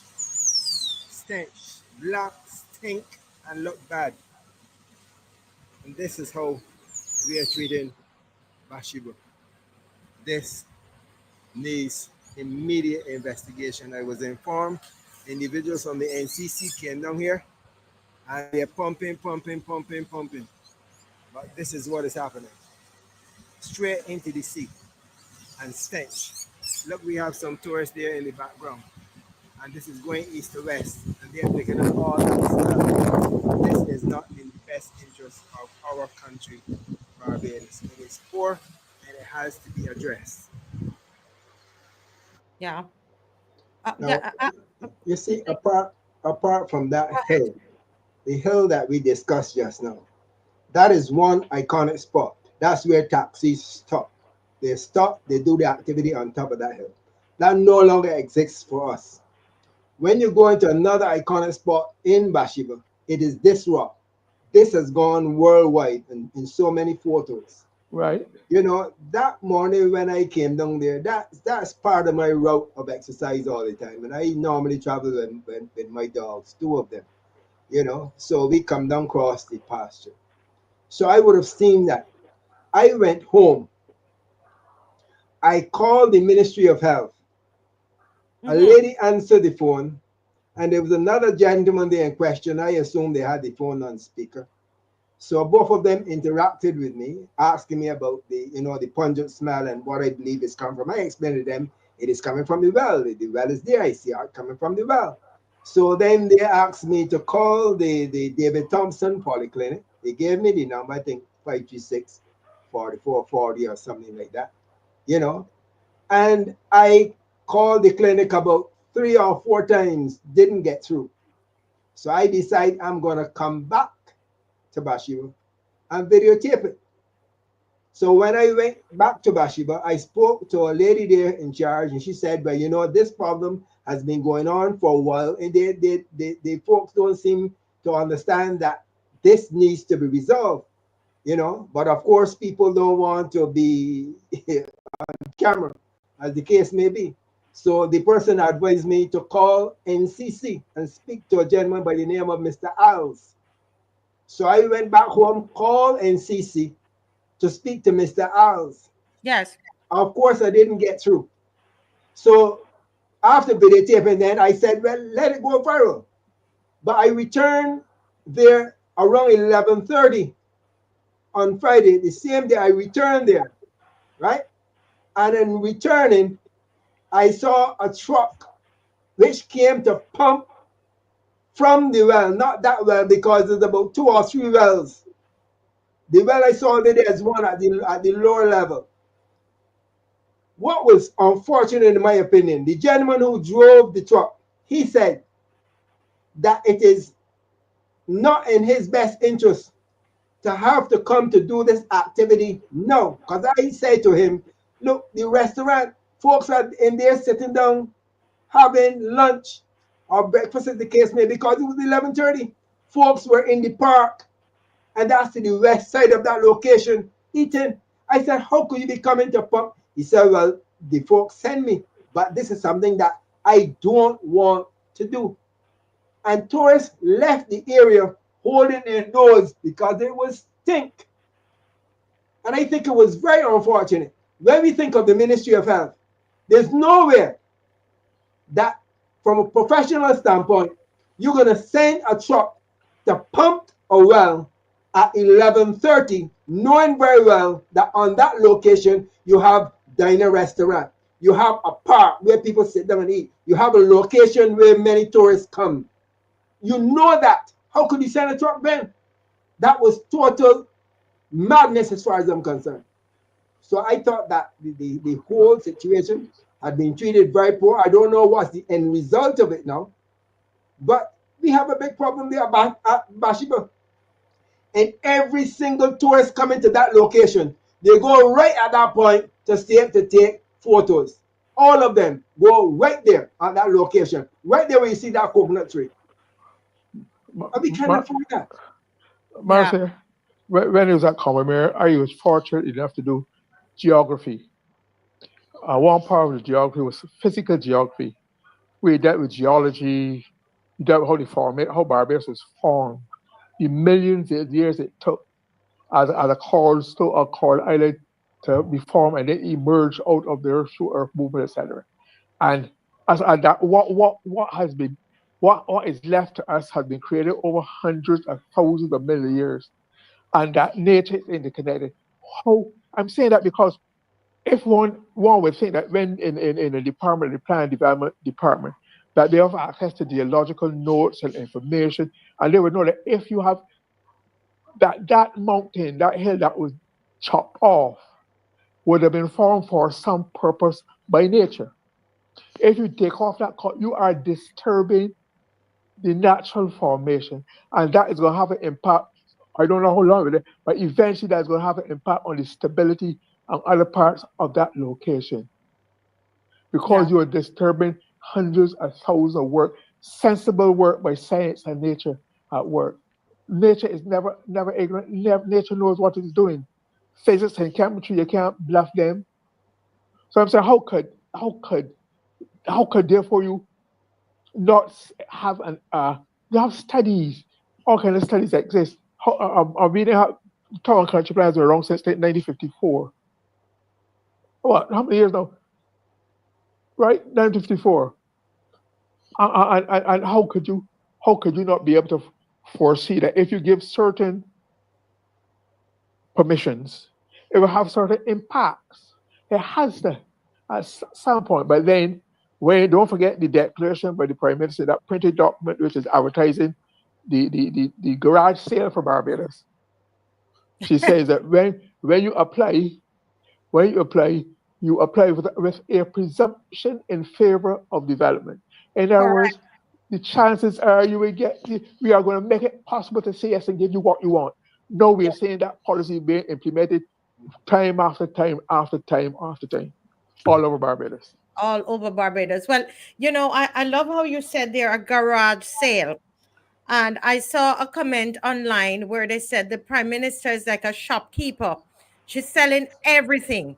And really and truly, that is what is happening. And we want to let me welcome Miss McLean, Maxine McLean, to the show tonight. And we are going to go as soon as she says good night to us, we're going to go directly Hi, good night to everybody. Hi, Maxine. Good night. Good night, Maxine. looking quite lovely. We're gonna go. We're gonna go right into that document, Dave, that I sent you. The first one, the BTII. Thanks for the correction, Mr. Murray. Right. And I think it's important that we read through this document. And I sent it to Miss McLean today. I sent it to also to Mr. Murray. Right. And I want to spend a couple minutes to go through it with the viewers. We're asking you to like and to share. This is a document, as I said. The person said, I said, where did you get this? They said it fell off of a truck. So once I use that comment, you know where we got that document from and who sent it to us. Okay. And we want to not this, let me just resend you That's the one where the Prime Minister talked about apply with a presumption in favor of development. That's it there. yes. That's a Well, picture. That's not the one you mean. No, that's not that's the one. right. So let's look at this a little bit. Let's see. Okay. Scroll down. Okay. All right. So let's look at this a little bit. So this document, guys, it's a document. This one is from the Barbados Tourism Investment Inc. And this particular one we would have shown you already on the show months ago. This is through Kemar, through Caswell, when Miss McLean was on. In fact, Miss McLean sent this to me again today, and we were looking at all the different areas that the Prime Minister had for sale. And it is in this document where she says, you could go online and you could Google it and you will see it. She's basically inviting people to be part of our redevelopment. So let's just read a little bit of this, and then let's read a little bit of it. It's hard to read. Go down. If you can go down further, I think what you really want to read, Marcia, is the part that I think Glenn refers to before you get to look at them. If I might read it for you. Yes, thank you. She says here, we have overhauled our 54-year-old Town and Country Planning Act and replaced it with a new Planning and Development Act with a presumption in favor of development, which emphasizes speed and predictability. We further make a commitment that any applications not initially approved are responded to, not just responded to, but with recommendations that would secure approval. And I think that's the point Glenn was making. Right. The Prime Minister is saying to the world, come, and if you want to do this project, and the technical people say to you, or to me, as Minister responsible for town planning, that they don't approve it, she is almost committing, ignore that. You will get approval from me. And if you look at the changes that have been made to the legislation, it pretty much facilitates that approach. Correct. Ms. McLean, can you read through, because I think it's important, Barbadians, that we bring truth to you, and we want to show you this document so you understand when we make a statement on the show, we have documentation to back it up. Let's look at the places that the Prime Minister has that it's been advertised. It's an ad for investors to come to buy. They could buy these places, right? Miss McLean, go through them. Yeah. Okay. So I stopped at the part where we said we further we further made a commitment that any applications not initially approved are responded to with recommendations that would secure approval. In rethinking planning, we have adjusted our previous height restrictions to both maximize return and preserve windows of the sea. Given their location and perspective, like this is the approach we have adopted for some of the sites. I am showing you that they already have outline planning and approval for these new configurations. Now the section goes on to talk about the opportunity. And this one is the Carlisle Bay Development Project. So stop, so that people, I'm deliberately making, I want all of you to listen. We are Barbadians, listen, because we said it before on the show, but now a lot of people are surprised. So imagine all of Carlisle Bay is being sold. Understand that. We're talking facts right here. Okay? Continue, Miss McLean. And I just want to stress that this is an invitation with the face of the Prime Minister. Okay? Yes, ma'am. This is her invitation to these investors. So that's the document that Dave had put up. And yes. Dave, and I don't want to confuse you, Dave, but since we had that one up, if you put that one again, so our Barbadian people can see the proof, Mr. Murray and Mr. Lewis, of what we are saying. We're not making it up. It's real. Barbados is for sale. There's a garage sale. So Carlisle Bay, continue, Miss McLean. The Carlisle Bay Development Project is a unique tourism investment project in any tropical island in the world today. Prospect and the beachfront land owned by the government and the private sector sits on a beautiful crescent bay in front of a historic capital city and UNESCO site.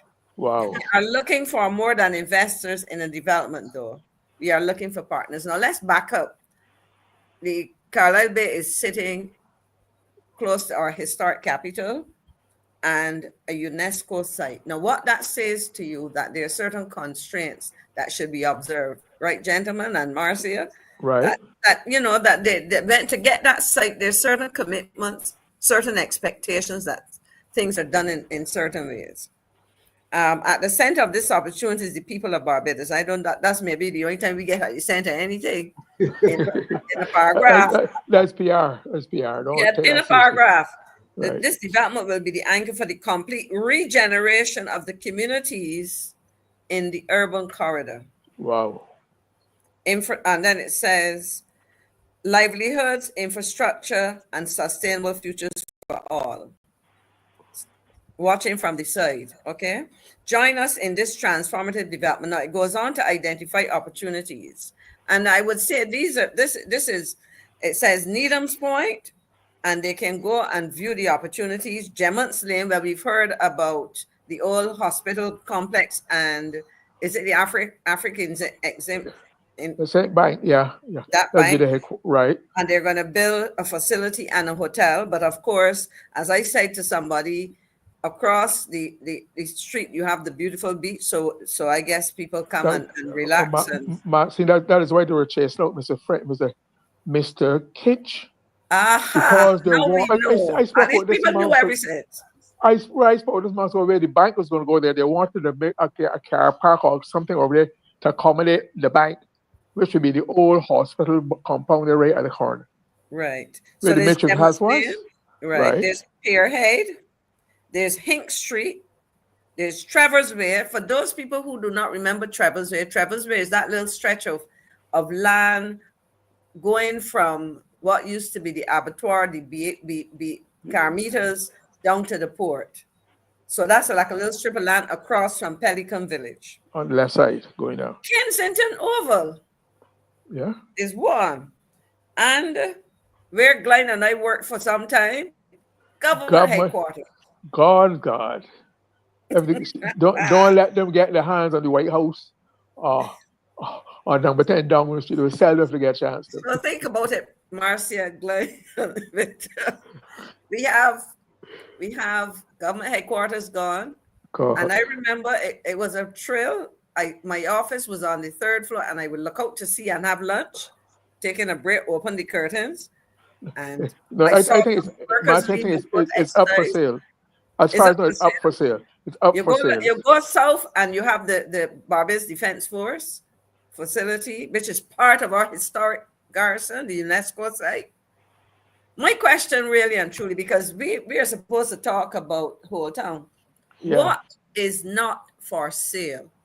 And you know what is worse? The Prime Minister said, I'm going to pause you there. Trust me, there's a point to me interrupting. I understand. Go ahead. I want my Barbadian people, please. I want you to take this information. Don't just hear it. Don't just hear it. You would have been hearing this on the show for about 3-4 times now. We brought it with pictures. We brought the layout of the plan. Hopefully tomorrow we can do that again. We want you to see it, understand it. Take a drive around Barbados. Take a walk around Bridgetown. We've seen what's happened on the east, thanks to my good friend Victor right here. I hope I ain't calling you wrong. I got the right name, right? I get it. But no, seriously, take a walk around. Imagine these places. Imagine what, and remember that the Prime Minister in her invitation promised people that we would retain, let me see if I can find her words again, we would retain aspects of you know. And so you're talking about retaining those things that are supposed to be part of what we consider to be our history.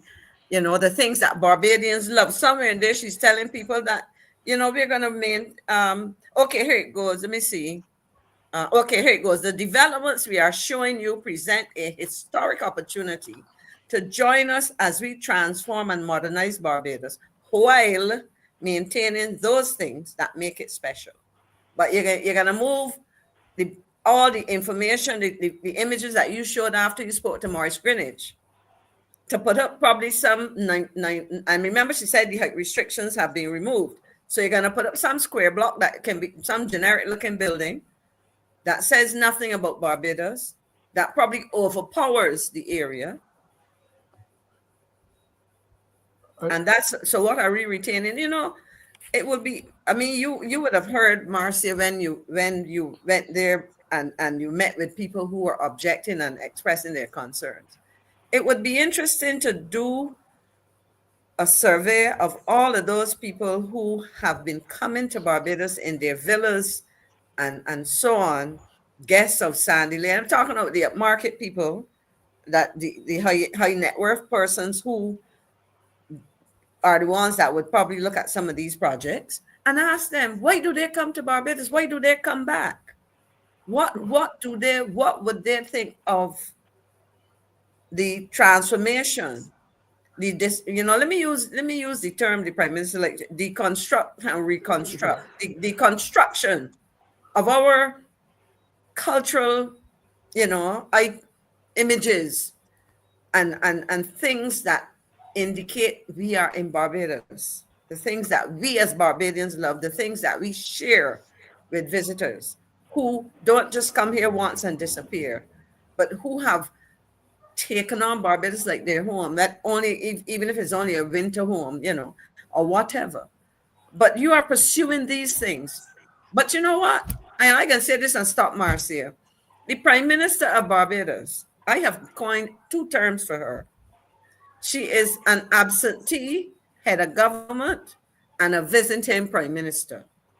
So she will not be around to I mean, I don't even know if she remembers what these places look like or cares about them. I'm serious. Yeah. I mean, And my question, I said I was going to be last, but let me ask this. And this is to her cabinet members and the parliamentary group. Have you sat down with the Prime Minister and shared your thoughts candidly, or did the description that Glenn shared, and thank you, Glenn, because I think you were spot on, or Thank you, did thank that you. personality push all of you aside and say, this is what I want, so you guys and gals better toe the line? Over to you, Marcia. We're gonna go into Holetown because, but Mr. Lewis, but as I don't know, Mr. Murray, what Barbadians are feeling tonight. There are over 1,400 of us watching this Wow. tonight, folks. What are you feeling? I've been only here 26 years. A lot of you were born right there at QEH. You were born at home. Okay, you are neighbor Springberry here. I want to know what you are feeling tonight when you hear these places list out, realizing that all of these are the beachfront. All of this is sea. Anything to the sea is being sold. As all the way, we're going to show you before the week is up, all the places. We're going to show you East Coast. East Coast is on the list. I'm telling you. And we are, how do you feel? Mr. Murray, I want Barbadians, I want to know from you. Yeah. What are we going to do about it? Are we going to wait till the whole town, it gets that you hear that it's happening and all of that, which we're going to show you that this has been going on with Holetown. They had a developer since 2021. We're going to show it to you through this document. But Marcia, I just like to say that what you're maxing, what we're all talking about is that there's a concept which says that there's an emotional and psychological value attached to your cultural elements. So it's not just a monetary, there's a psychological, right, and emotional value that are attached to Holetown, the monument, all the buildings there. The Prime Minister said that only the monument is historical, not the building. I wish you would just sit down and explain how she make these decisions. How, why, on what grounds? But the point is that she's talking about jobs, but there's certain things that jobs can't replace. Or what kind of jobs? Precisely. Jobs for life. And the reality is that the kinds of businesses that those will not. Look, I want to hear about, let me say, yes, we need jobs, but I also want to hear about the jobs that we will find for the young graduates of our tertiary institution, the IT guys, the people who are into finance, the people who are into the sciences, who want to create. And while you're at it, tell us what jobs we are creating under the Ministry of Industry, Innovation, Science, and Technology, because that is the other side of the equation. What you're talking about, and it is work, but the reality for a lot of Barbadians, entry level or lower skill jobs in tourism, short term too. The ambition of our young people, and so that poses another question. You'll be creating jobs, but for whom? And under what terms and conditions? Because, and I've referred to it, Marcy, and I must go and look for some pictures to bring. I've referred to what I've seen in Aruba.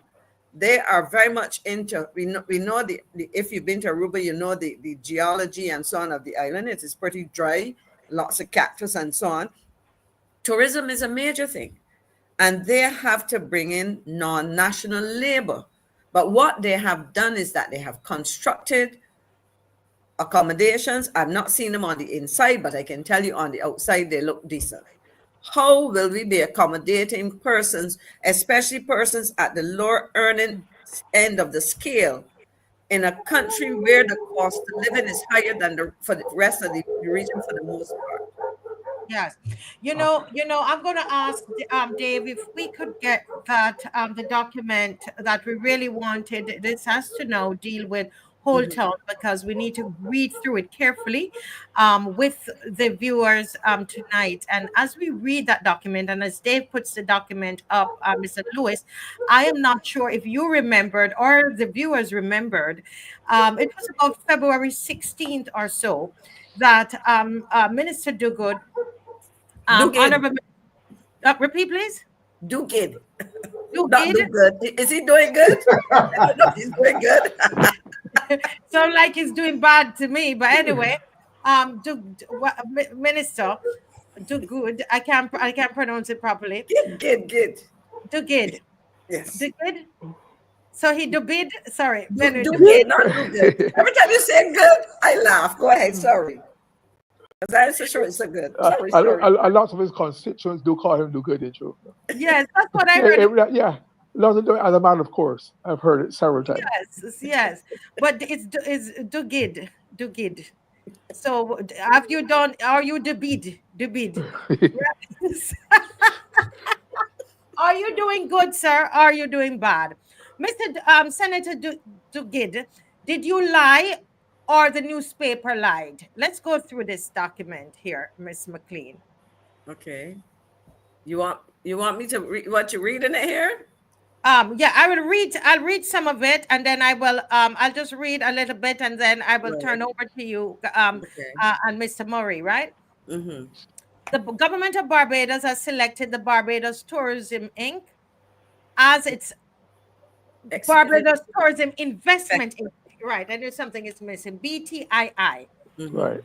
As its executing agent to assist with the development of beachfront property owned by the government at Holetown, St. James, consisting of some 156,802 square feet, or approximately 3.6 acres.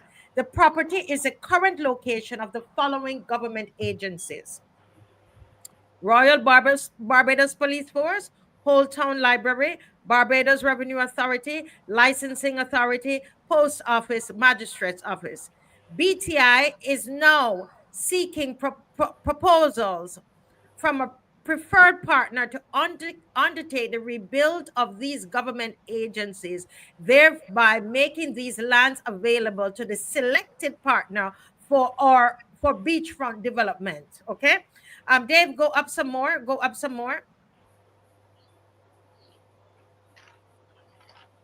Right. Let me go up some more, Dave. And it says here, BTI expects that the bidding process will be completed by October 2021. I want you to hold on to that date. This document, I think, I'm not sure if Minister DUGUID read this document or he was aware of it, that the proposals, the bidding process would have been completed by October 2021. What date is this? Today is the 3rd of March. The 2nd of March.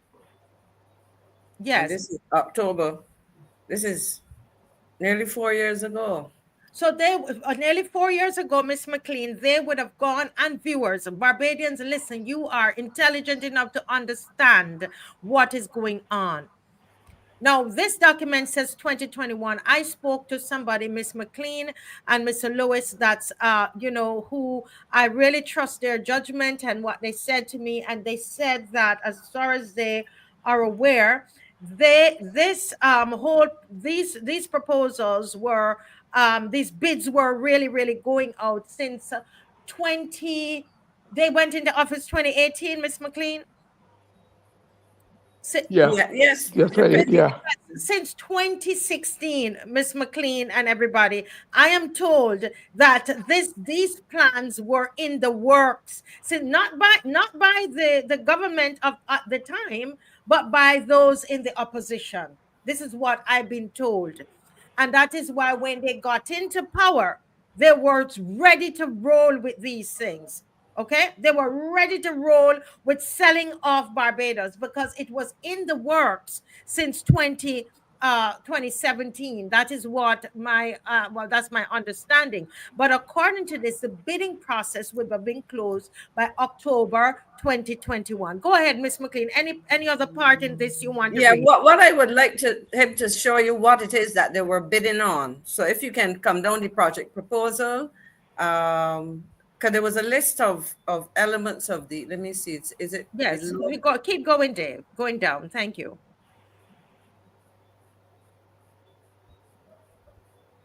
Because they showed. Right, let's type out the timeline here while we're going, Miss McLean. Okay. Just so that people can see. Okay, so in essence, if you look at this, what you have would be a schedule, but the request for proposal, that's the RFP, was issued on August 29th.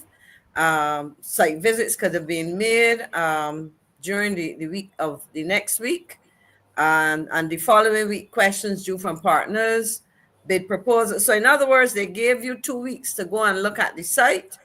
Then you could submit your bids, and then there was an opening of the bids and a selection of the partners by October 6th. So in essence, between August 29th and October 6th, which is just over a month, August, September, you would have, they're asking people to look at a site like that and make decisions on something which speaks to the settlement of this island.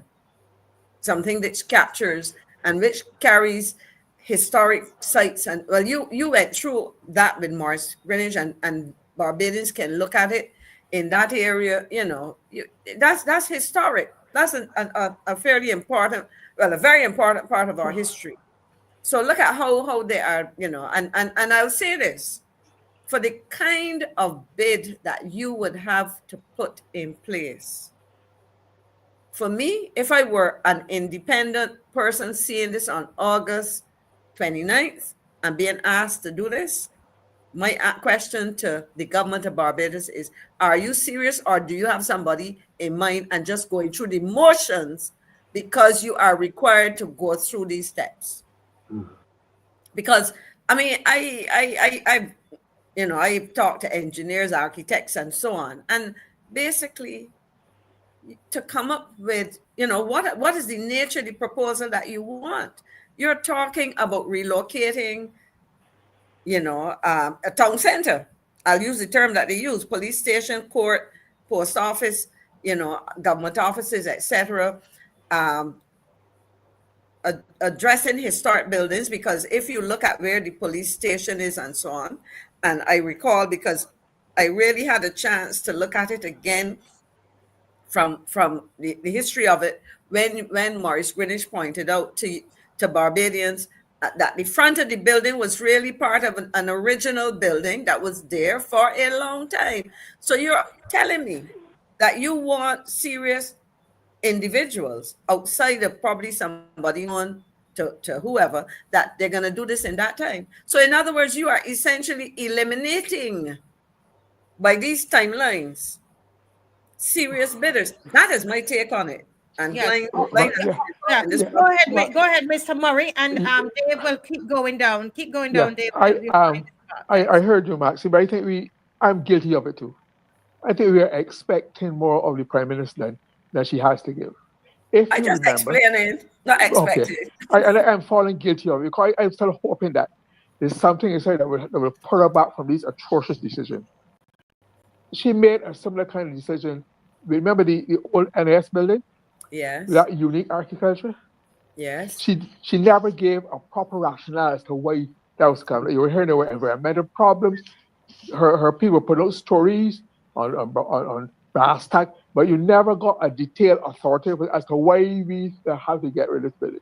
They did the same thing with that fire service. That was the original headquarters of the Barbados Fire Service, which is 70-year-old this year.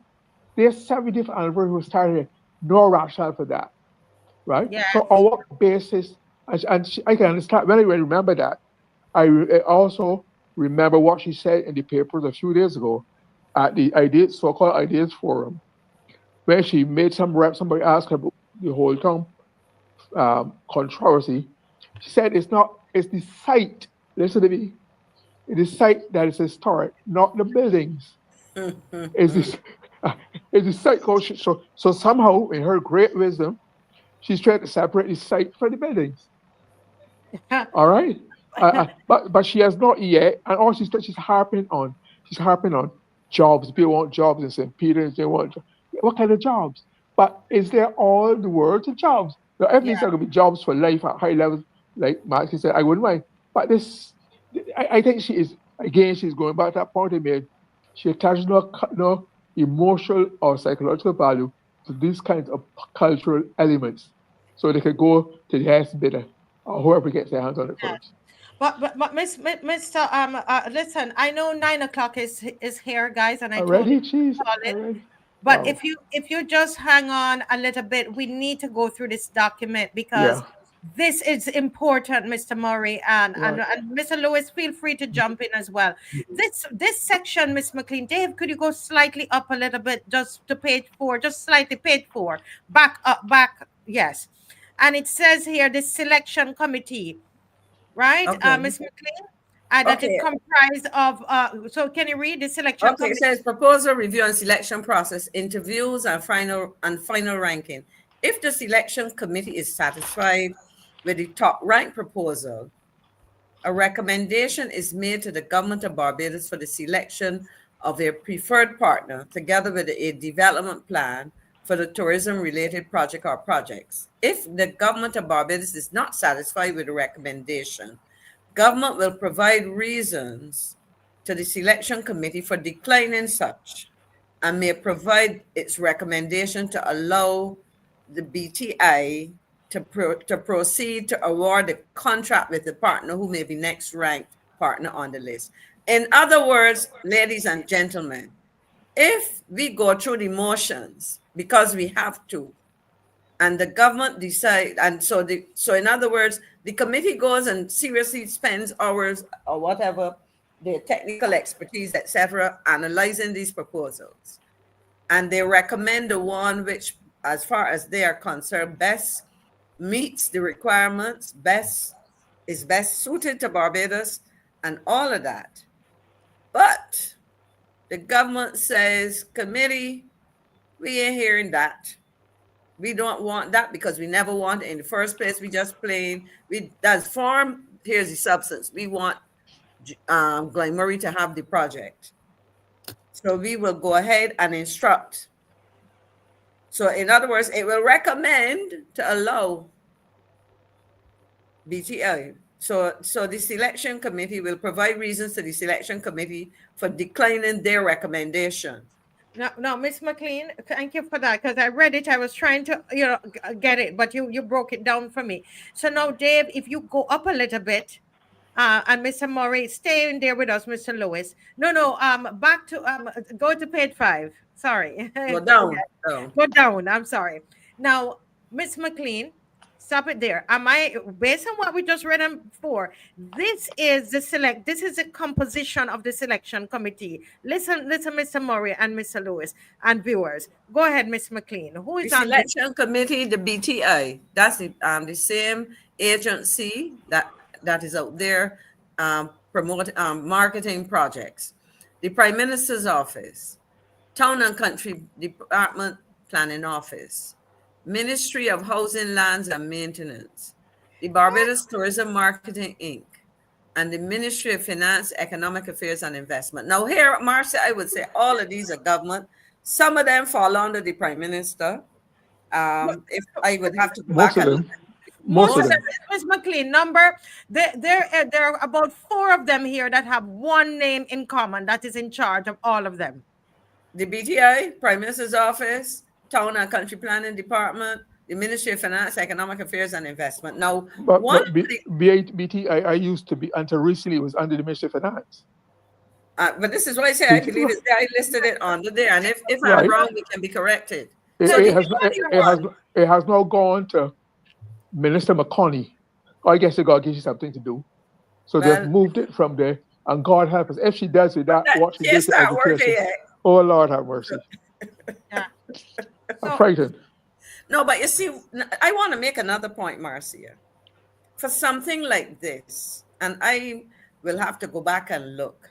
I would believe that a committee like this, particularly where you have gone and changed the town planning regulations to give the office of the Prime Minister more power. That's how I interpret it. That you have Barbados Association of Professional Engineers, you have an association of architects, all right, and so on. So I see a place in here for representation. I mean, the National Insurance Board has representation from labor, from whatever. And you look at various statutory boards and committees and so on, and there's representation outside the government. This sounds like, because you have six of these and 4 of them pretty much fall under the aegis of the Prime Minister.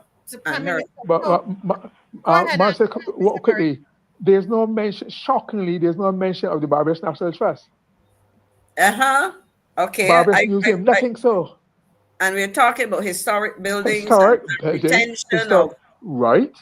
And no National Trust, no museum. That's deliberate. Just an in-house thing where nobody can say no. And of course, you understand what have led to this decision. 6, I don't know that the Ministry of Housing and Lands and Maintenance would object. That's probably going to be, and the BT, the Barbados Tourism Marketing Inc. If it's the chair. No, it's BTII. No, but here, number 5 is the Barbados Tourism Marketing. Right. So BTII is at the top, and then number 5 is BTMI. So let's summarize this, Mr. I want to hear Mr. Lewis in. Mr. Lewis. What really had me puzzled, in the whole process, right? Because in as much as we are looking at this document and looking at what is happening in this country, Barbados, I want also for us to seriously, give some thought to how are we gonna correct it, because the direction, now we look at the 6 items there and we say that the Prime Minister is probably headed about 4 of them, and we looked prior to this session and another session where we looked at governmental systems, where we looked at the Westminster model, where we look at all the characteristics of that model. And one thing that we're missing here in Barbados is, let's say, an opposition. It was 30-0. And now we seem to have an environment where it becomes dictatorial. Nobody dares to say or come with a different voice. But we are. Came with a different voice. But Carol came with a different voice. Who's going to stop it? You see, also, let me say this, Victor. I recall when Prime Minister Mottley was leader of the opposition, and very early she identified a number of candidates. Glenn, you can probably remember. And my response to some people was that at the point in time, she was ensuring loyalty. Right. And I wouldn't say a lot more because I don't want to get into the personalities and the circumstances or whatever. But for all kinds of reasons, that being part of a team like that was a prime pick for some people. An opportunity they would not get working in the private sector, because sometimes I smile. I tell people that some members of cabinet over the years might have been better off working in private sector than working as a government minister. But the reality is you have a lot of persons who dare not, and I challenge any one of them to tell me otherwise, they dare not open their mouths in cabinet. But we open our mouths for them. So let me go back to Holetown. I agree. Right. And take Holetown into put our mouth on Holetown. I'm just responding to Victor's concern about why these things are being allowed to happen. Marcia, you're going to another point. I got some comments to make about some comments the Prime Minister made on about Holetown. But hold a second. I want you to write them down, Mr. Moore, because I got them written down already. Yes, good. Thank you. Because I think it's important. I like to show the things to the people, because my belief is that once Barbadians understand, I want them to understand what is going on, right? And we're doing revision on the show. So there are six different agencies and ministries that are responsible for the selection, right? Of these developers, or will decide who they're going to choose. And we are establishing here that the prime minister would be not just sitting and part of a board, but in charge of about 4 of these. Okay, about 4. And then they said that when the selection committee has any issues, it goes back to the government of Barbados, and she's the prime minister of Barbados. So try to understand. I want the people to understand, Mr. Murray, what is going on here, and to see, what's happening. Can we go down a little? Is there any other part you want to show them, Ms. McLean, on this document? Let him go down the evaluation criteria, because the minimum qualification. Okay, stop there a minute. Minimum qualification criteria. The partner may wish to participate in it. The partner who wishes, not who wish, is who wishes. Right, Glenn? Yeah, I saw some grammatical errors in it too, but who wishes to participate in the tender must fulfill the following requirements, and bids of only those who fulfill these requirements shall be considered for detailed evaluation. The partner should possess a certificate of good standing from the country of incorporation. In case of a sole proprietorship firm, an affidavit of sole proprietorship should be submitted on the firm's letterhead along with the bid. In case of a partnership firm, whatever, go a little further. So these are in terms of corporate structures for the entities. Copies of financial statements for the last 3 years should also be submitted along with the bids. Bids without these documents are liable. They're not rejected. They're liable to be rejected. Validity of the bid. It just gives you some timelines there. Go a little further. I think comparative evaluation criteria. Proposed. There's something we missed at the top there about the days. Go back at the top. I see something there. 7 days? Okay, the validity? Yes, validity of bid. So remember, the bid had to come in by October 2021. Ms. McLean, am I right in that? I think that was the date that for submission. Yes, so the date, and then they said the bid shall remain valid for a period of 180 days. 6 months approximately. 6 months. So think about it. And this is again, we want to, in case the good minister DUGUID did not see this document, we want to read it for him. That this would have based on this document, they would have agreed and everything would have been settled, right? 6 months after October 2021, Miss McLean. So we're talking about 4 months into 22. Right. Because if it's October, it's November, December, January, February, March, April.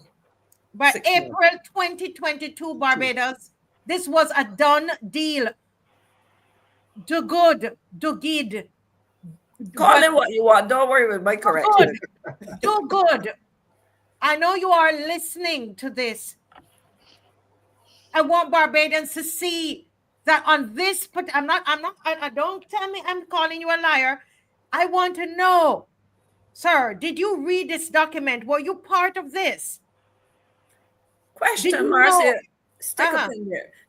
What was his position? Because he has been around. He was in housing, right, Glenn? Right. Yeah, he started in housing. He was in housing. Right. He was also senior minister in the Prime Minister's office for project. I think you have to transport. I will check and see if I can find it as my answer to my question. The reason, Mr. DUGUID, that's even more damning. The people. That's exactly why I asked the question. Right. Thank you, Ms. McLean. The people who put you there, Mr. DUGUID, Barbadians, ask him the questions. Barbados, use your social media.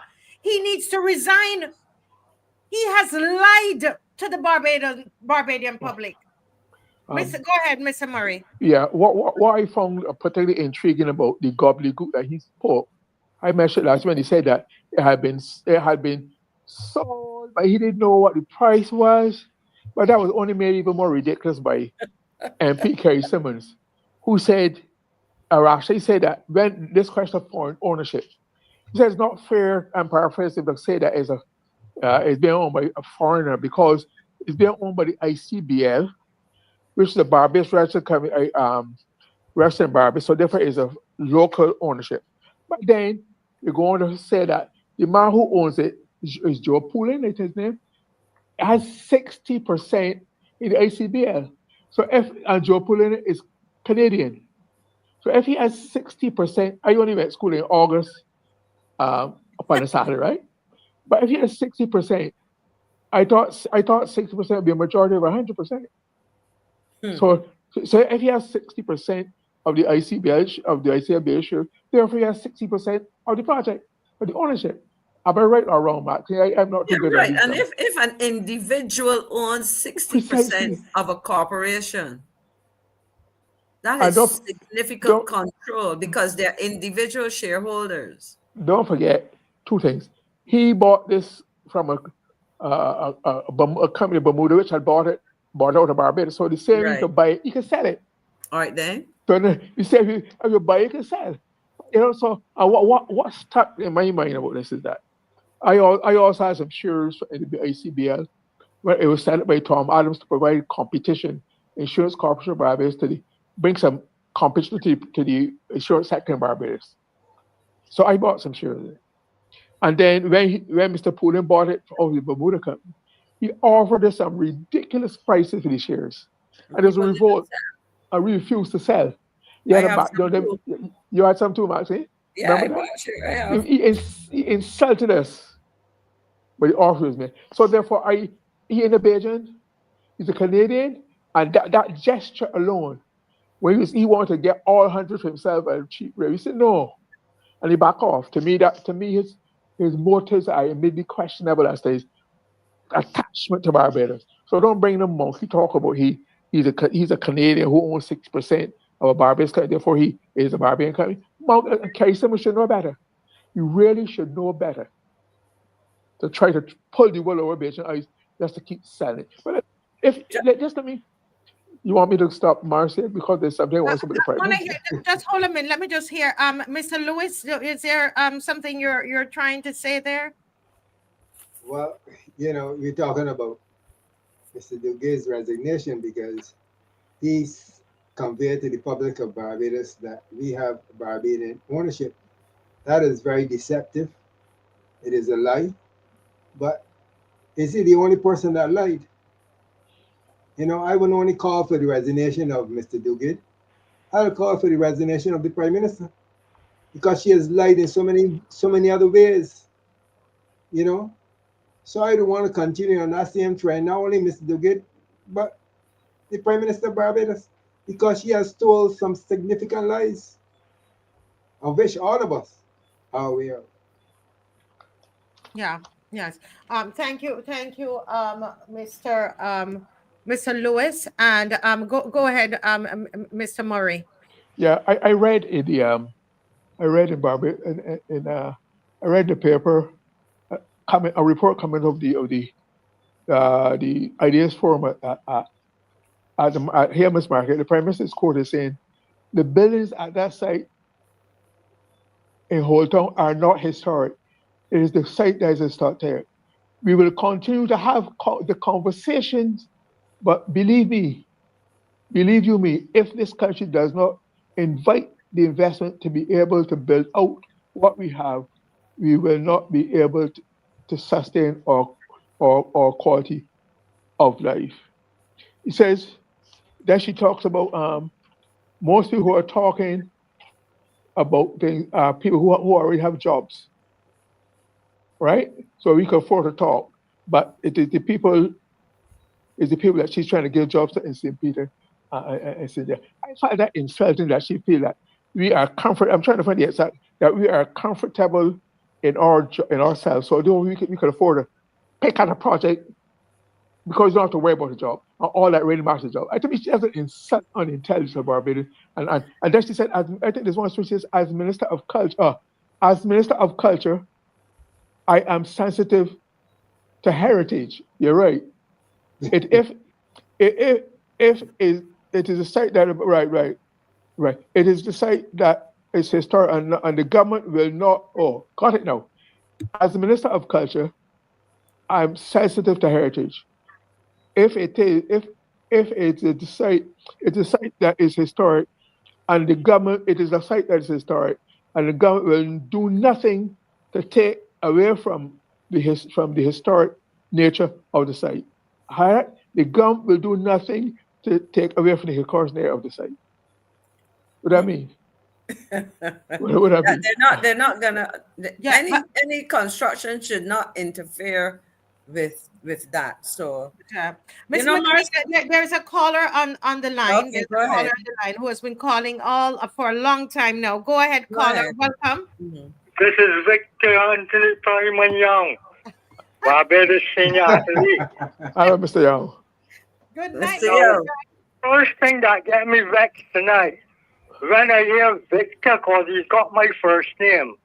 Victor Lewis thought, well, he is in the departure lounge. What departure lounge was?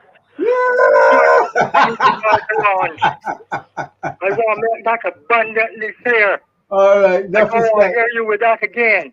Thank you very much, sir. My next part, Grind is not neither by night person. Grind understand what he's talking about. He doesn't come there with any fictitious things. He comes with facts. The point about it is that nobody in that administration, the males or the females, could say anything. You know what is a muzzle? Yeah. Do you know what is a muzzle? Yes, sir. You put it on puppies or dogs to stop them from biting or barking, right? Yes. The muzzle is on all those guys. You watch the body language. Yes, Their sir. body language when they come into Parliament and they see the mistress, because they say she's a good school mistress. You don't show the shiver. Do you watch them clear? Those guys can't open the mouth. None of them. They will never ever open the mouth. You want those guys to lose that pick? Well, them can be getting that pick that they get in the West. Huh? You're right. So Listen, but I can tell you something. Yes. You know that they talk about the senior games, you know. You know that they come out and say they can have it. Oh, wonderful. As they say they can have it on the 9th, which is with Monday, June. But they got to put in some kind of money too, because we want to know where all this money going. Nothing going on for my pension. And I can't, where it going? Well, So, but listen, let me. Well, I'm happy to hear about the senior games. And we were going to be following it once it's going Yes, on. keep following it and make sure that you see it, because I am keeping them on their toes all the time. Yes, sir. I know you They've are. given me a call too. They've given me a call.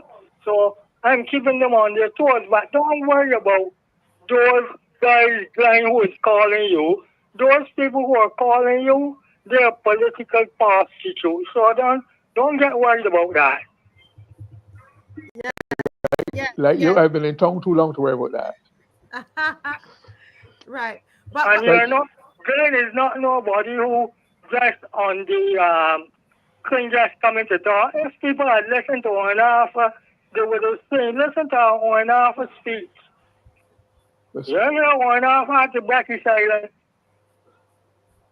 you're right. When they know when was getting back. but But when they get what they want, isn't it? But let me ask you something, Mr. Young. Can I ask you? You've been, I don't know if you've been watching the show and hearing the number of places that they are I selling. see half of Barbie is gone already. And in a sense, hungry for murder. I see all the places there. All the places they can sell. They can't sell up in here, but it's so easy. Because don't show a gap. But they will sell all the front. All the yes, when they done got that workers already to sell them. He's like, listen, the leader, let me tell you something. This is our leader. He like money bad. He's a money woman. He love it. Well, I'm hoping that Barbadians will take note of what's going on here. I see one put on a little piece for my pension at all. I got to get all my supplements and my shoes so expensive, and I got to take them out of my little pension. I understand, but we wanna congratulate you, and we are gonna follow on with you, for the senior grade. Listen, I believe if she could have fired me, she would have fired me now. If she can't fire me, she gonna come out there on the track and line up right to me and run. I would never get fired. Yeah, boy. She wouldn't be able to get me fired at all. What do you think about the Reverend speech? Did you hear the Reverend sermon today in church? Yeah, but I want the Reverend, instead of preaching, to come out and do what we should do. Which is what? Huh? Which is what? Thank you, bye-bye.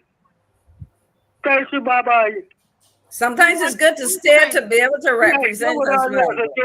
I want all our pretty talk. I want the ones that you know the conscience biting them. So thank you, bye-bye. He's not appointed by her, though. He's an independent senator. But tell me something. How the two radio stations ain't see that document that fall off the track? I don't know. we How come that the two the moderators on CBC and the other thing and the other guy there was the Reverend that is deep in the morning thing? How come they don't see that document that fall off? They used to see the ones that fell off the tracks prior to 2018. Would they see it? I don't know, but I know we have it here. And listen, I know got him come up here for my thing, and I can try to copy it and see if I can got him in my phone. I can look at it occasionally. And you will see that DUGUID did bad, because what he told the people that the deal was not set, that it was, we didn't have a deal as yet, it wasn't over yet, and so on. We realized. You mean Dudu, you said Dudu did sleep, man. Dudu, I know about that. Saying that document. He was sleeping. Okay. He's moving around, but he dropped asleep regular, right? Oh, I see. So you want to see it? I see. You see the rest behind you there standing up and smiling. He got a kind of looking up in the air. Right. Yeah, talk about the picture. Really, Mr. DUGUID looked like he was falling asleep at one point. Yeah, he dropped asleep, right? He can't stand long standing up. He dropped asleep. I got to tell him, do some conditioning. They look very reluctant. Why am I here? You can hear them tomorrow when the calling program. Yeah. But they don't come after me because they ain't got any secrets from me, so they keep far enough from me. Yes. All right. Thank you so much, Mr. Senior. Thank you so much. God bless you. All right. Yes. Mr. Young, thank you. Young by name and nature. Yes, I tell you. Marcia, given that the Prime Minister is Minister in charge of planning, there's some statements here I'd like to put on record I took from the press data. She said, her administration must meet the expectations of residents seeking jobs in the tourism industry, it will continue to have the conversation on the issue, okay? In other words, it says, because most of the people who are speaking, we have the benefit of jobs, but the reality is, when it gets to St. Lucie, St. Peter, there are still people looking for jobs in tourism sector. And the last one, but at the same token, you have to be sensitive to the things that you must do to keep a level playing field. So I'm more than willing. So listen. So I am more than willing to listen to some of you and to meet with you and to meet with the developer. Isn't this after the fact? So I am willing. So I'm more than willing to listen to some of you. For whoever that means, that's a little disdain for the score for me. Some of you, not all. There's a caller on the line, but hold that there because I want to make a comment on that as well. Hold that right there. Let's hear the caller. Caller, good night. Hi, good night, Marcia and friends, and to my loyal opposition. Good night, Comrade McLean, and good night to the effervescent Glenn Murray. Oh, Lord. How are you doing, sir? I'm good. I'm good. Good. Thank you. Good to hear you. I enjoy very much listening to Mr. Anthony Primus Young as usual. I can't get enough of that guy. You know, Wilson, it makes you laugh. He's very serious about what he says. And I agree wholeheartedly with what he has been saying. And the document shows you clearly, because I tried to grasp as much as possible from that document. And Comrade McLean is right. Whilst this current regime was in opposition, they had been plotting and planning how best they're going to look to sell out Barbados, basically. Because they continuously do things without acquainting the people that put them there in the first place. Such as one of Comrade McLean and Glenn would remember this. You remember when they were looking to build do some construction work up in St. Lawrence Gap, and there was some supposed meeting about it. Right. All that era were up in arms. Do you remember that, Comrade McLean? Yes, sir. Mr. Thorne, who was then a member of it, was there in the forefront, yes, representing the public. They were up in arms about that, and they said they can't just come up here and do things without. I remember this was a color. This was a black man that said, no, this was a white gentleman that said that works. I know, very high ranked in the private sector. I say you just can't come in here and do things without acquainting the residents. And it caused a big stir. And I haven't heard anything about that project. Well, but if I can update you on that, let me update you on that. On Wednesday, we're going to do a story on that, Mr. Lewis, because that opposition, the opposition to that, a lot of people don't know and don't remember, was led by Honorable Thorne, Minister Thorne. Yeah. When he was a minister, not when he was the opposition leader. And we're researching that. No, when he's a member of the BLP.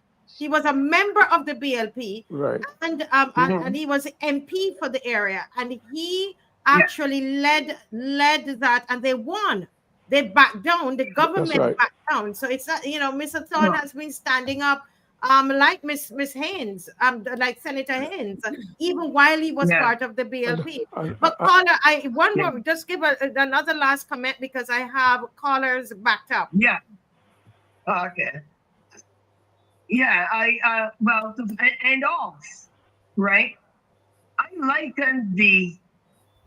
compare to some extent the outgoing PM to Donald Trump.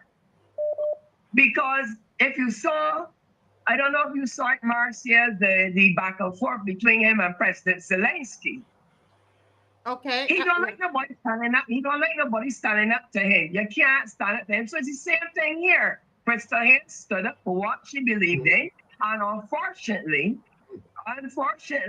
she met the political chopping block as to what happened. And this is a rare occurrence. This is something that we need to stand up against. Yes. Comrades and friends and everybody up there. We need to continue to speak out. Marcia, where are the marches? We need marches. And we need to get out there and let them know you can't stop people from speaking. It's their right. It's a democratic right, no matter what side it's sat on. Yes, guys, continue to do well. Have a good night. Thank you, sir. Good night. Thank you. Great contribution as usual. Thank you so much. Right. Thank you so much, Mr. Murray. While I get to the next caller, oh my goodness, this person called. I don't know how many times, so I have to get through to them. Okay, she's calling again. Oh boy, just hang on, Mr. Murray. No problem. Yes. Good night, caller. Yes, good night, please. Good night. Welcome to the Marcia Week Show. Yes, good night, ma'am. I can remember in 2018, at the end of the election, Yes, sir. our Prime Minister came on the platform and said to Mr. Fonda Stewart, come clean. And no, she ain't not coming clean. That's all I have to say. Yes, I very well said. I love it. And you've been calling all night. Thank you for waiting to say that she is not coming clean, is what he's saying. Thank you so much, She caller. ain't coming clean. And she said to Mr. Fonda Stewart and to Mr. Chris Link here to come clean. And she ain't not coming clean. Yes. Have a good night, ma'am. Yes, Thank good you. night. Thank you. And thanks for being patient. Yeah.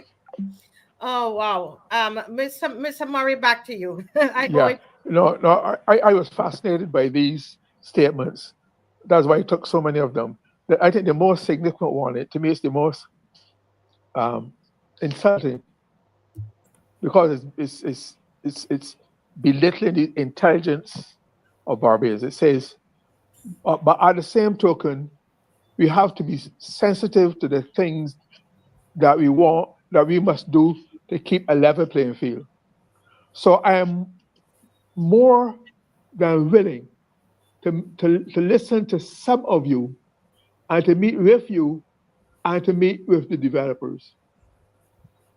So the way she's talking, you would think that the process is still underway and there is no completion. To me, the two are contradictory. Which is the real story? There's just a pacify and hope that we'll fall for that.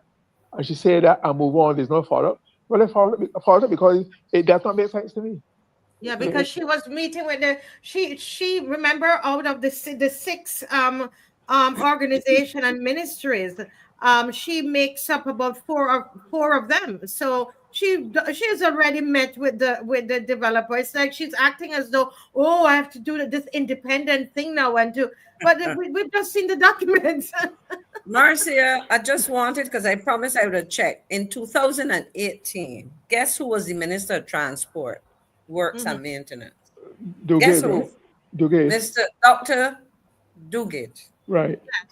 After that, he became the Minister of Planning and Development and Senior Minister in the Prime Minister's Office, with responsibility for coordinating infrastructural project programs and some other something commission.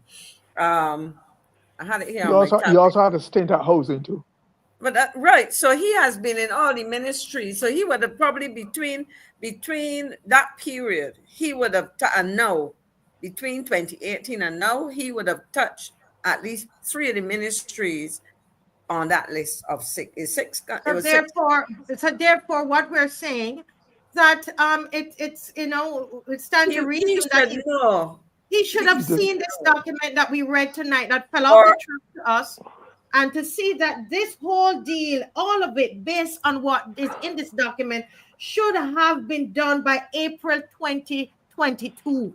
So he should have seen it, or as Mr. Young said, he was sleeping on the job. If he didn't see it, he was sleeping on the job. If you look back at them, he was either somewhere in transport, works and maintenance, housing, or planning and development in the Prime Minister's office as a senior minister with special responsibility for coordinated infrastructural projects. Yes. Thank you. There's a caller. I still look like Mr. Lewis has something to say. Hang on to it, Mr. Lewis. Write it down. Just hang on. Let me go to the caller. Good evening, caller.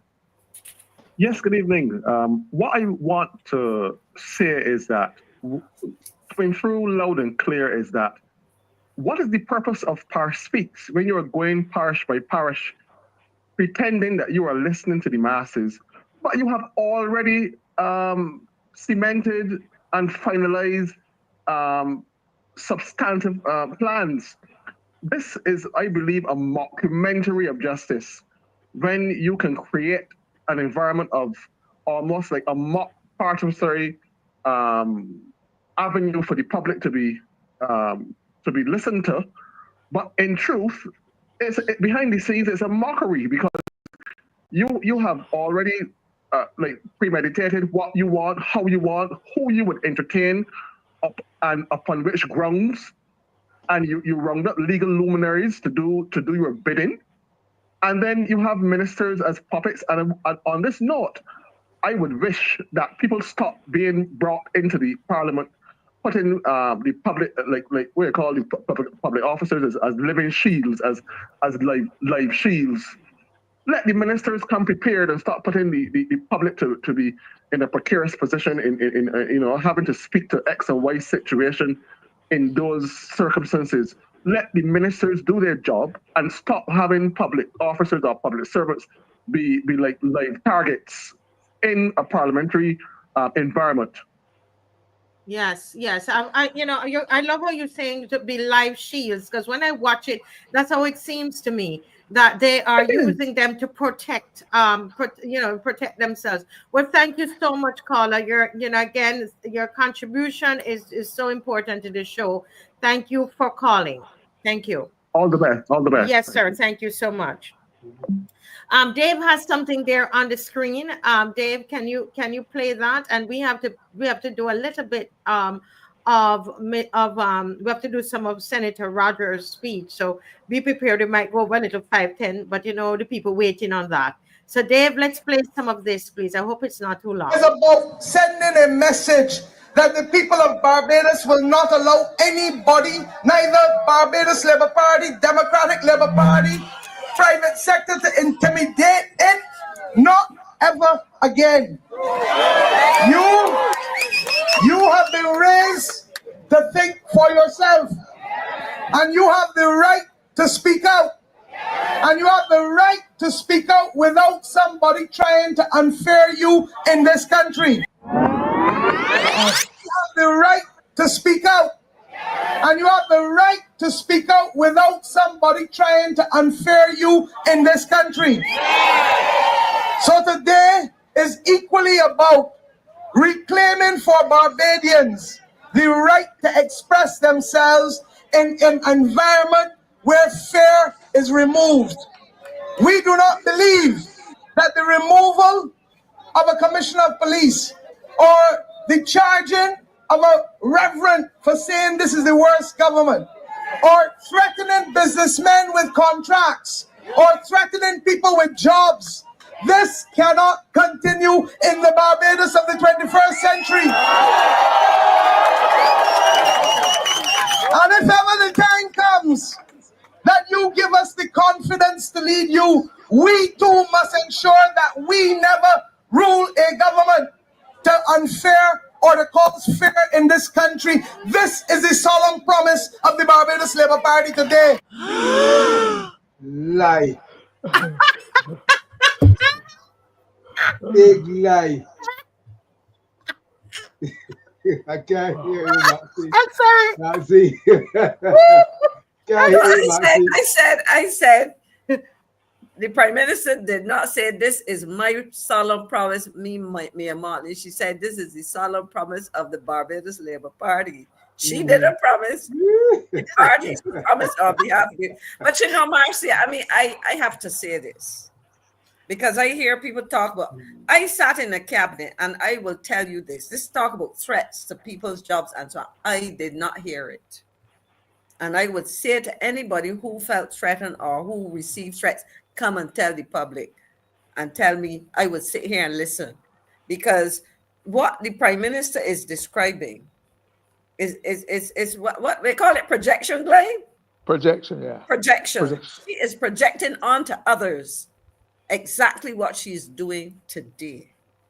Yeah. And I will say this, I have heard, the good thing is I spent 17 and a half years full-time teaching, and for another 10 years teaching part-time or training across this country. And so I have known thousands of people. My first job was in the welfare department. I say all of that to say this.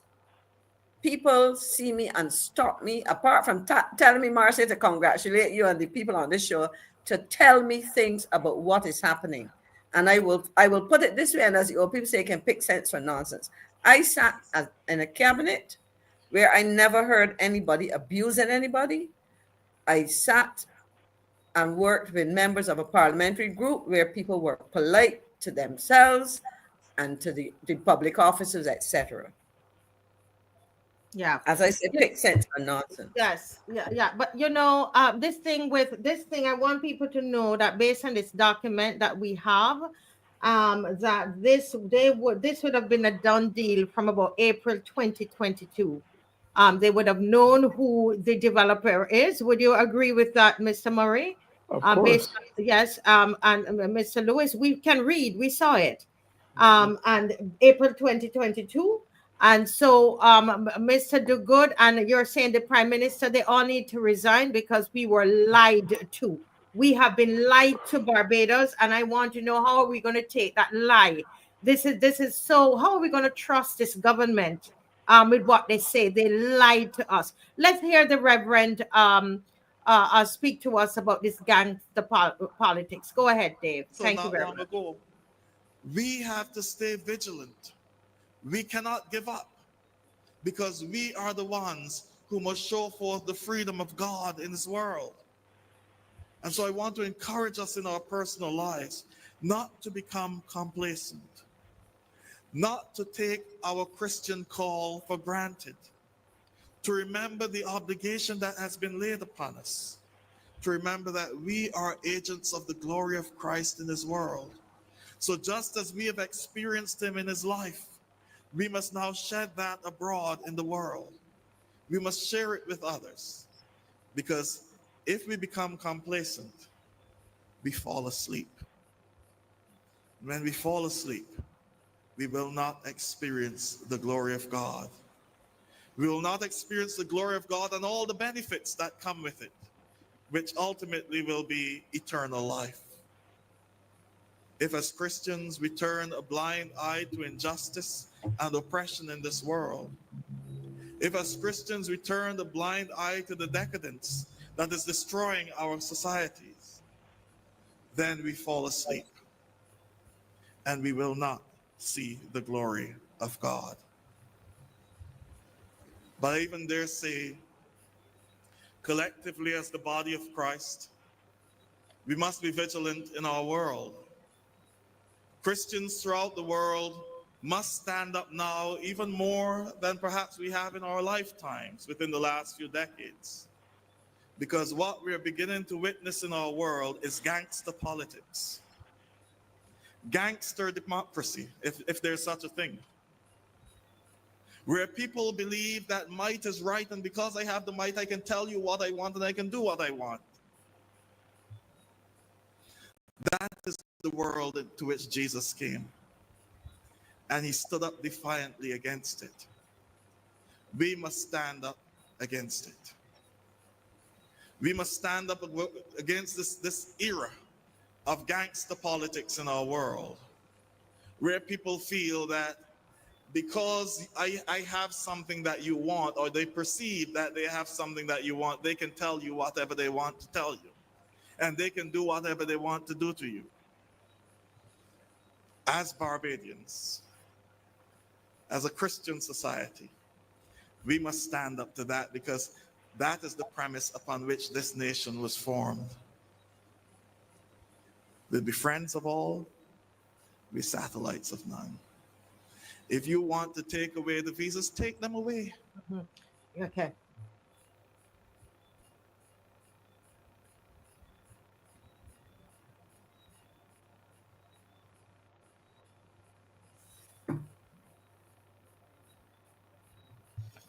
Okay, so we're gonna play the next clip. So he in his speech today, he spoke about America and he also spoke about Barbados. Okay, and he was making those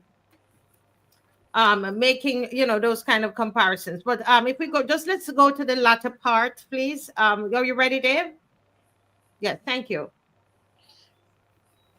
And we will follow that.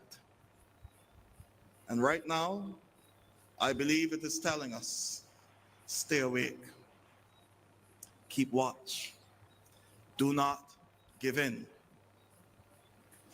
The day we start cowering to wannabe gangsters and dictators in our world is the day we destroy ourselves. We have to believe, as Holy Scripture says, that the power that is at work within us is greater than any power that is at work within this world. And our own sages here have told us that. Have no fear for atomic energy, because none of them can stop the time. Do not fear. Do not cower. Stay awake. The glory of God depends on it. But also, here in this region and in our own country, as Christians, we must stay awake. We must not be blinded by the veil. Remember the passage? Do not let anyone put a veil over your eyes that you cannot see the glory of God.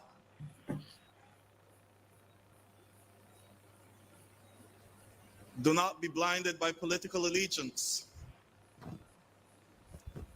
Do not be blinded by colors, whether it's red, blue, or yellow. Take off the veil and make sure that you can see the glory of God.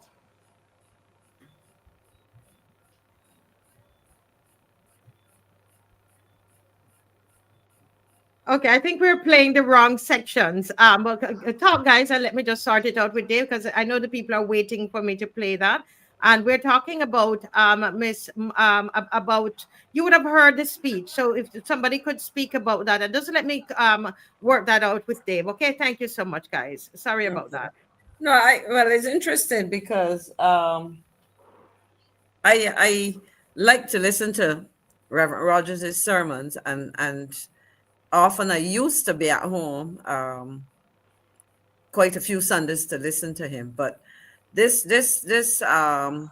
particular sermon talks about transfiguration. Actually, I read the first lesson at church this morning, which speaks when he talks about a veil and so on.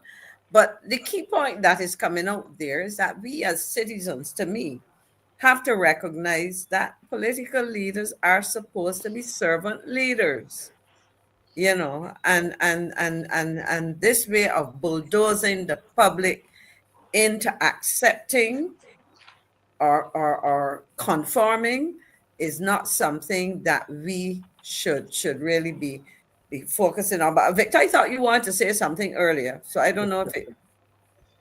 You know, I'm concerned relative to the direction that we are going as a country, because we've heard so much about reparations and the extent to which, you know, the public of Barbados and the Caribbean as a whole will be compensated because of all the injustices that transpired before. We know of what we were subjected to in the days of the plantocracy. We know who owned all the lands when sugar was king. But now we are turning to tourism, right?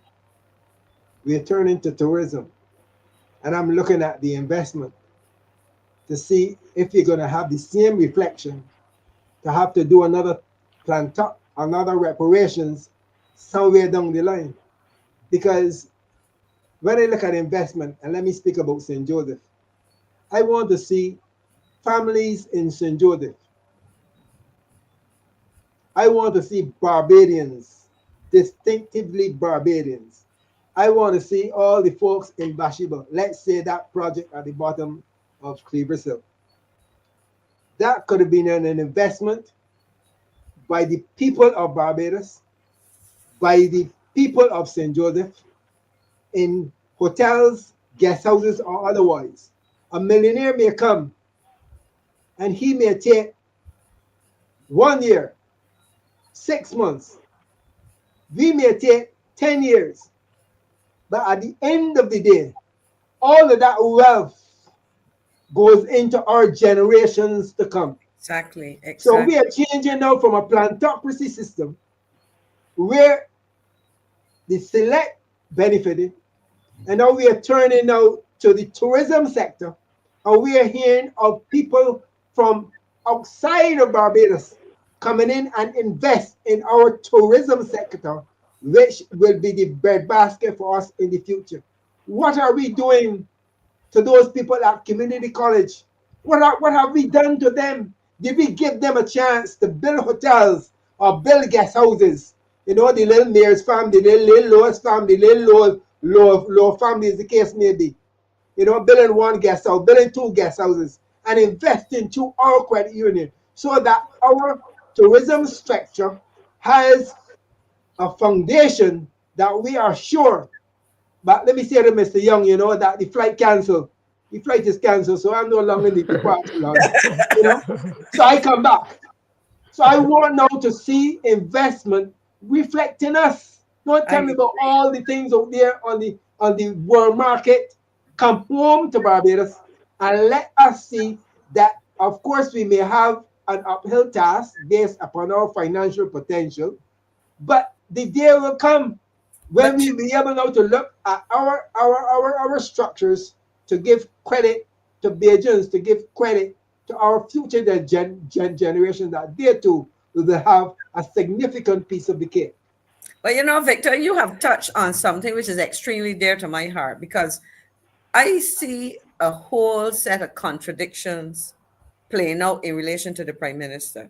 You go out there talking about climate change, yet you're going to give somebody permission to cut down part of a piece of real estate that is in a fragile area, right?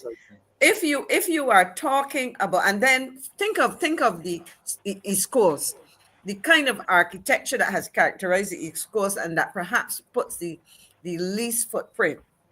Why can't you provide incentives? You talk about credit unions, we talk about the liquidity in the banking sector. And as I said before on this program more than once, the liquidity is there, but individually the amounts, it belongs to a lot of people.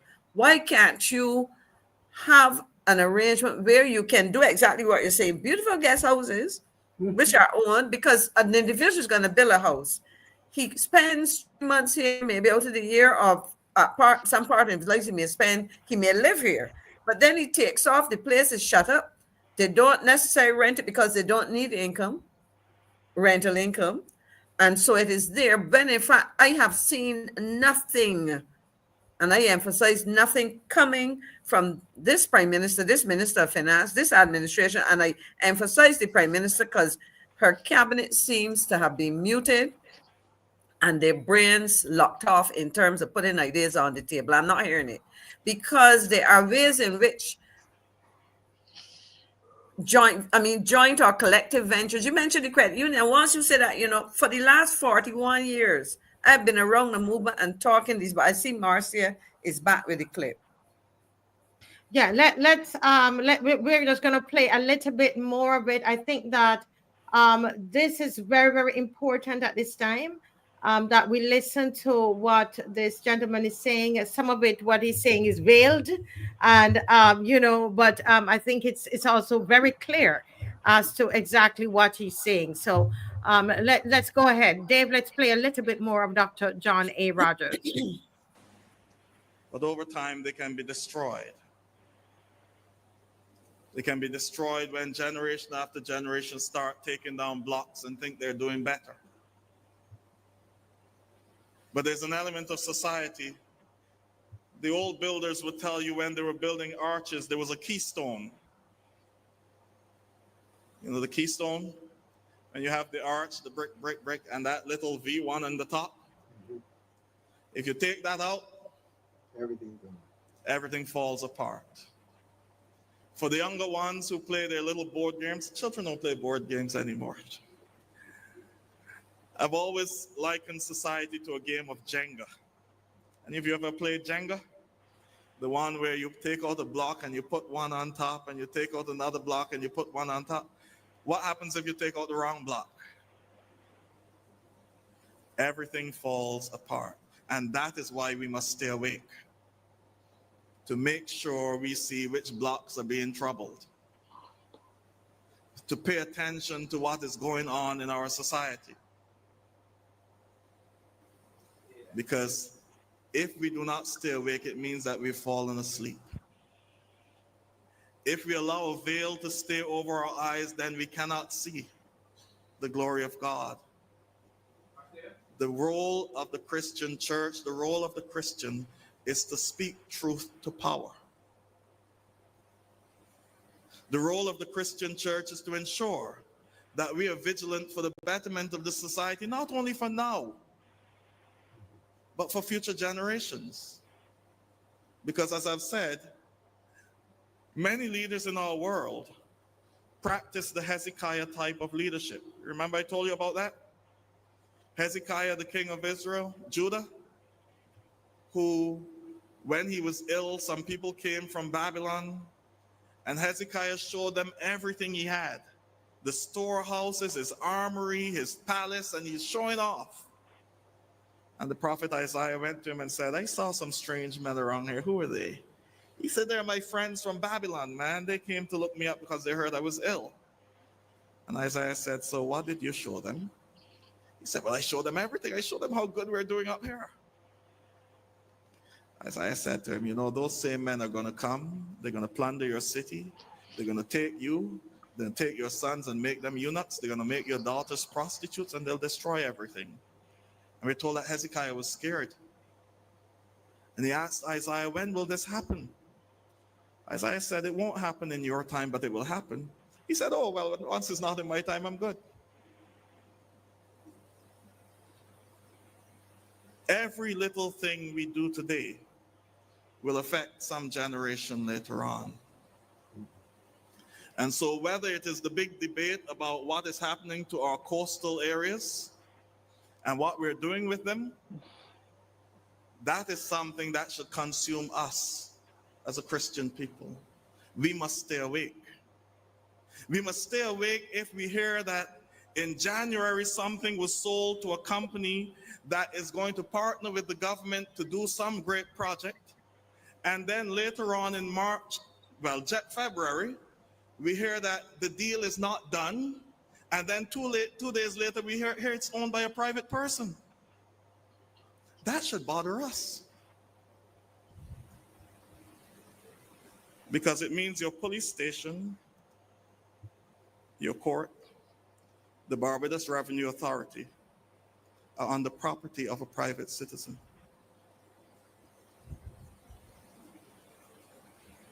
But that's for another place.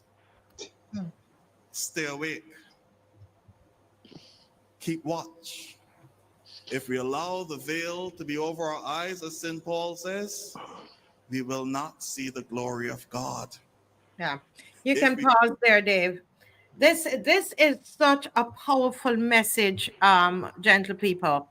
This is so powerful. Reminds me of Reverend Critchlow, Mr. Murray. Right. Reminding me of Reverend Critchlow. Dean Harold Critchlow. Yes, I think this is a good piece to close on.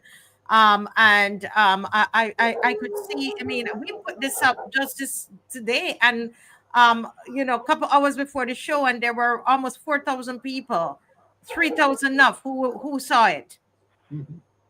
Because people are there, they are looking for people. They're looking for people of influence. They want to hear from leaders. Mr. Murray, they want to hear from. I want to hear the three of you comment on what he talked about here in the latter part. About Hezekiah, and Hezekiah will not be there anymore when all of it is torn down. He talked about just integrity. You tell us something, January. He talked about the whole do good, basically is what he was talking about.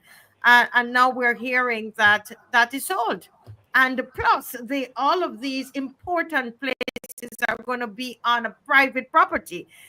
Important building and agencies will be on private property. But let's hear who's going to go first. So I think Mr. Murray, go ahead, please. Yes.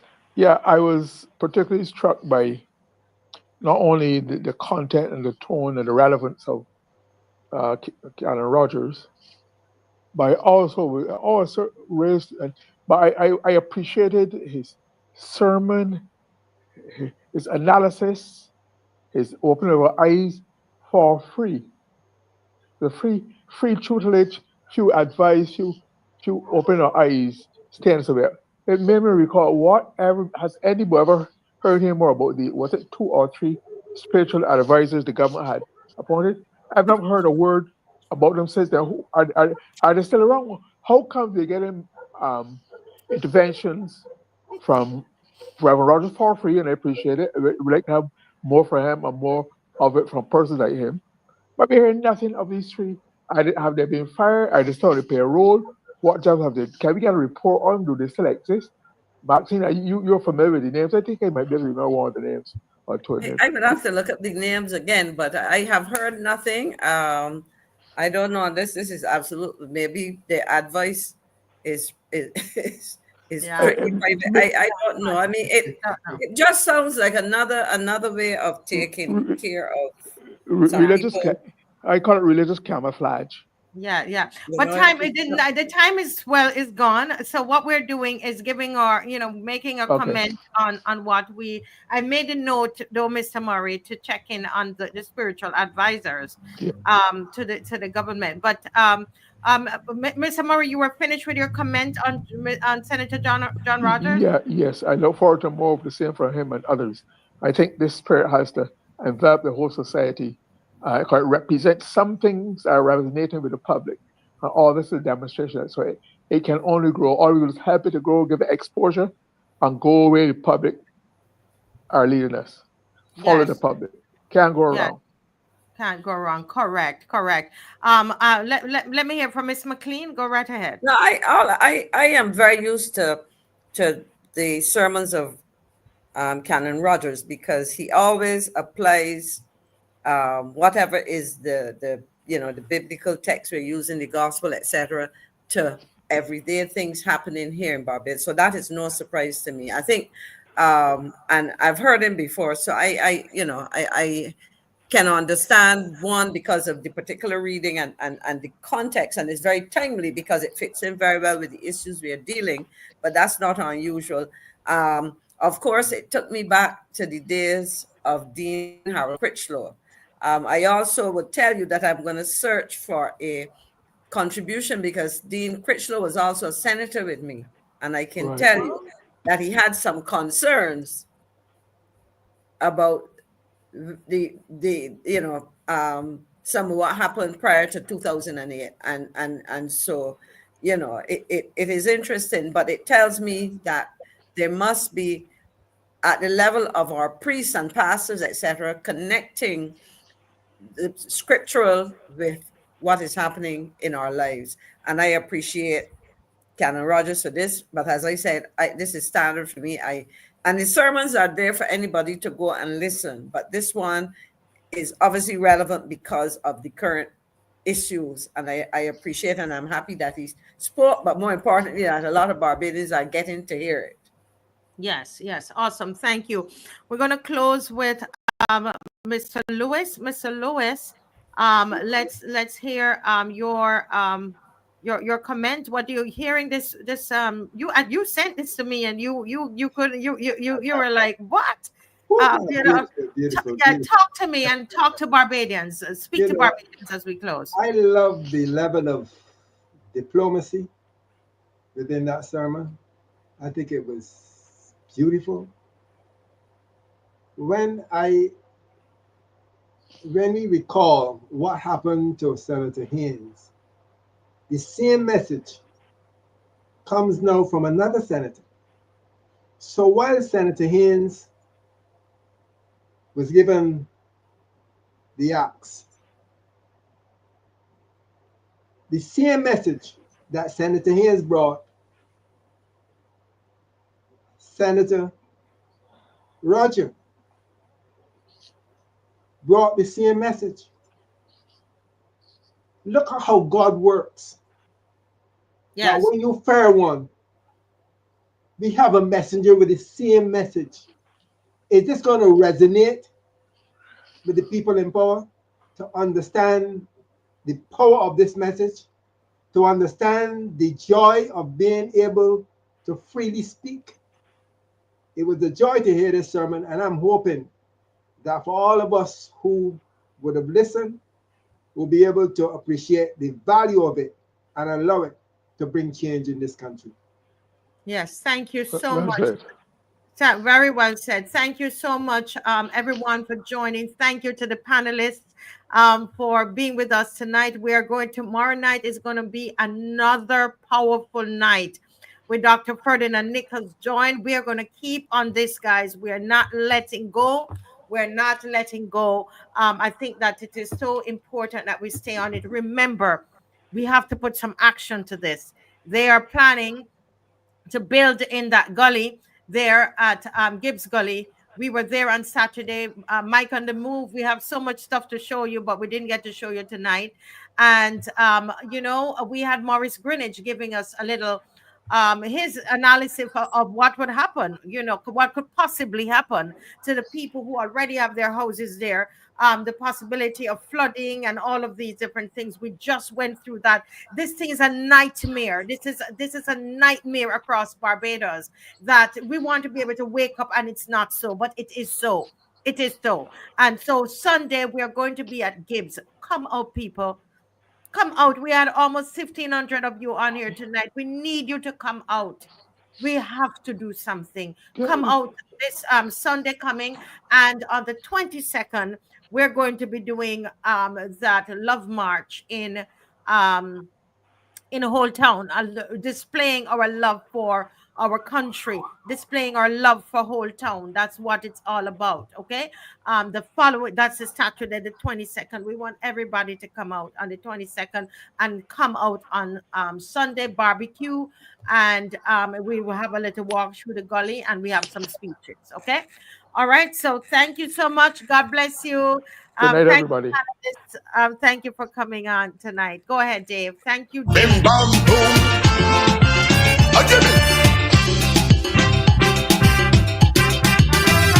I hear pigeons like plenty talking. We too like to lick we mouth.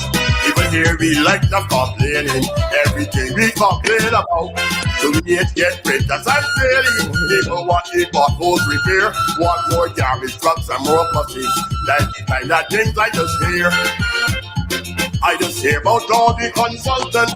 You got getting big money. I just hear about the politicians that be voting and now don't see. But even though you like talking and you love a piece of gossip, certain topics I see you shunning, you refuse to open your lips. I can't hear a word about if any pigeons died from giving the COVID vaccine. Do they have something to hide? You won't tell me when breathalyzer testing will come. Seems you're not serious about saving lives, you're serious. All righty, guys. Good night. Good night. Not a single word but what people. Don't be shy, open up your mouth. I'm off at the hospital. I never go back.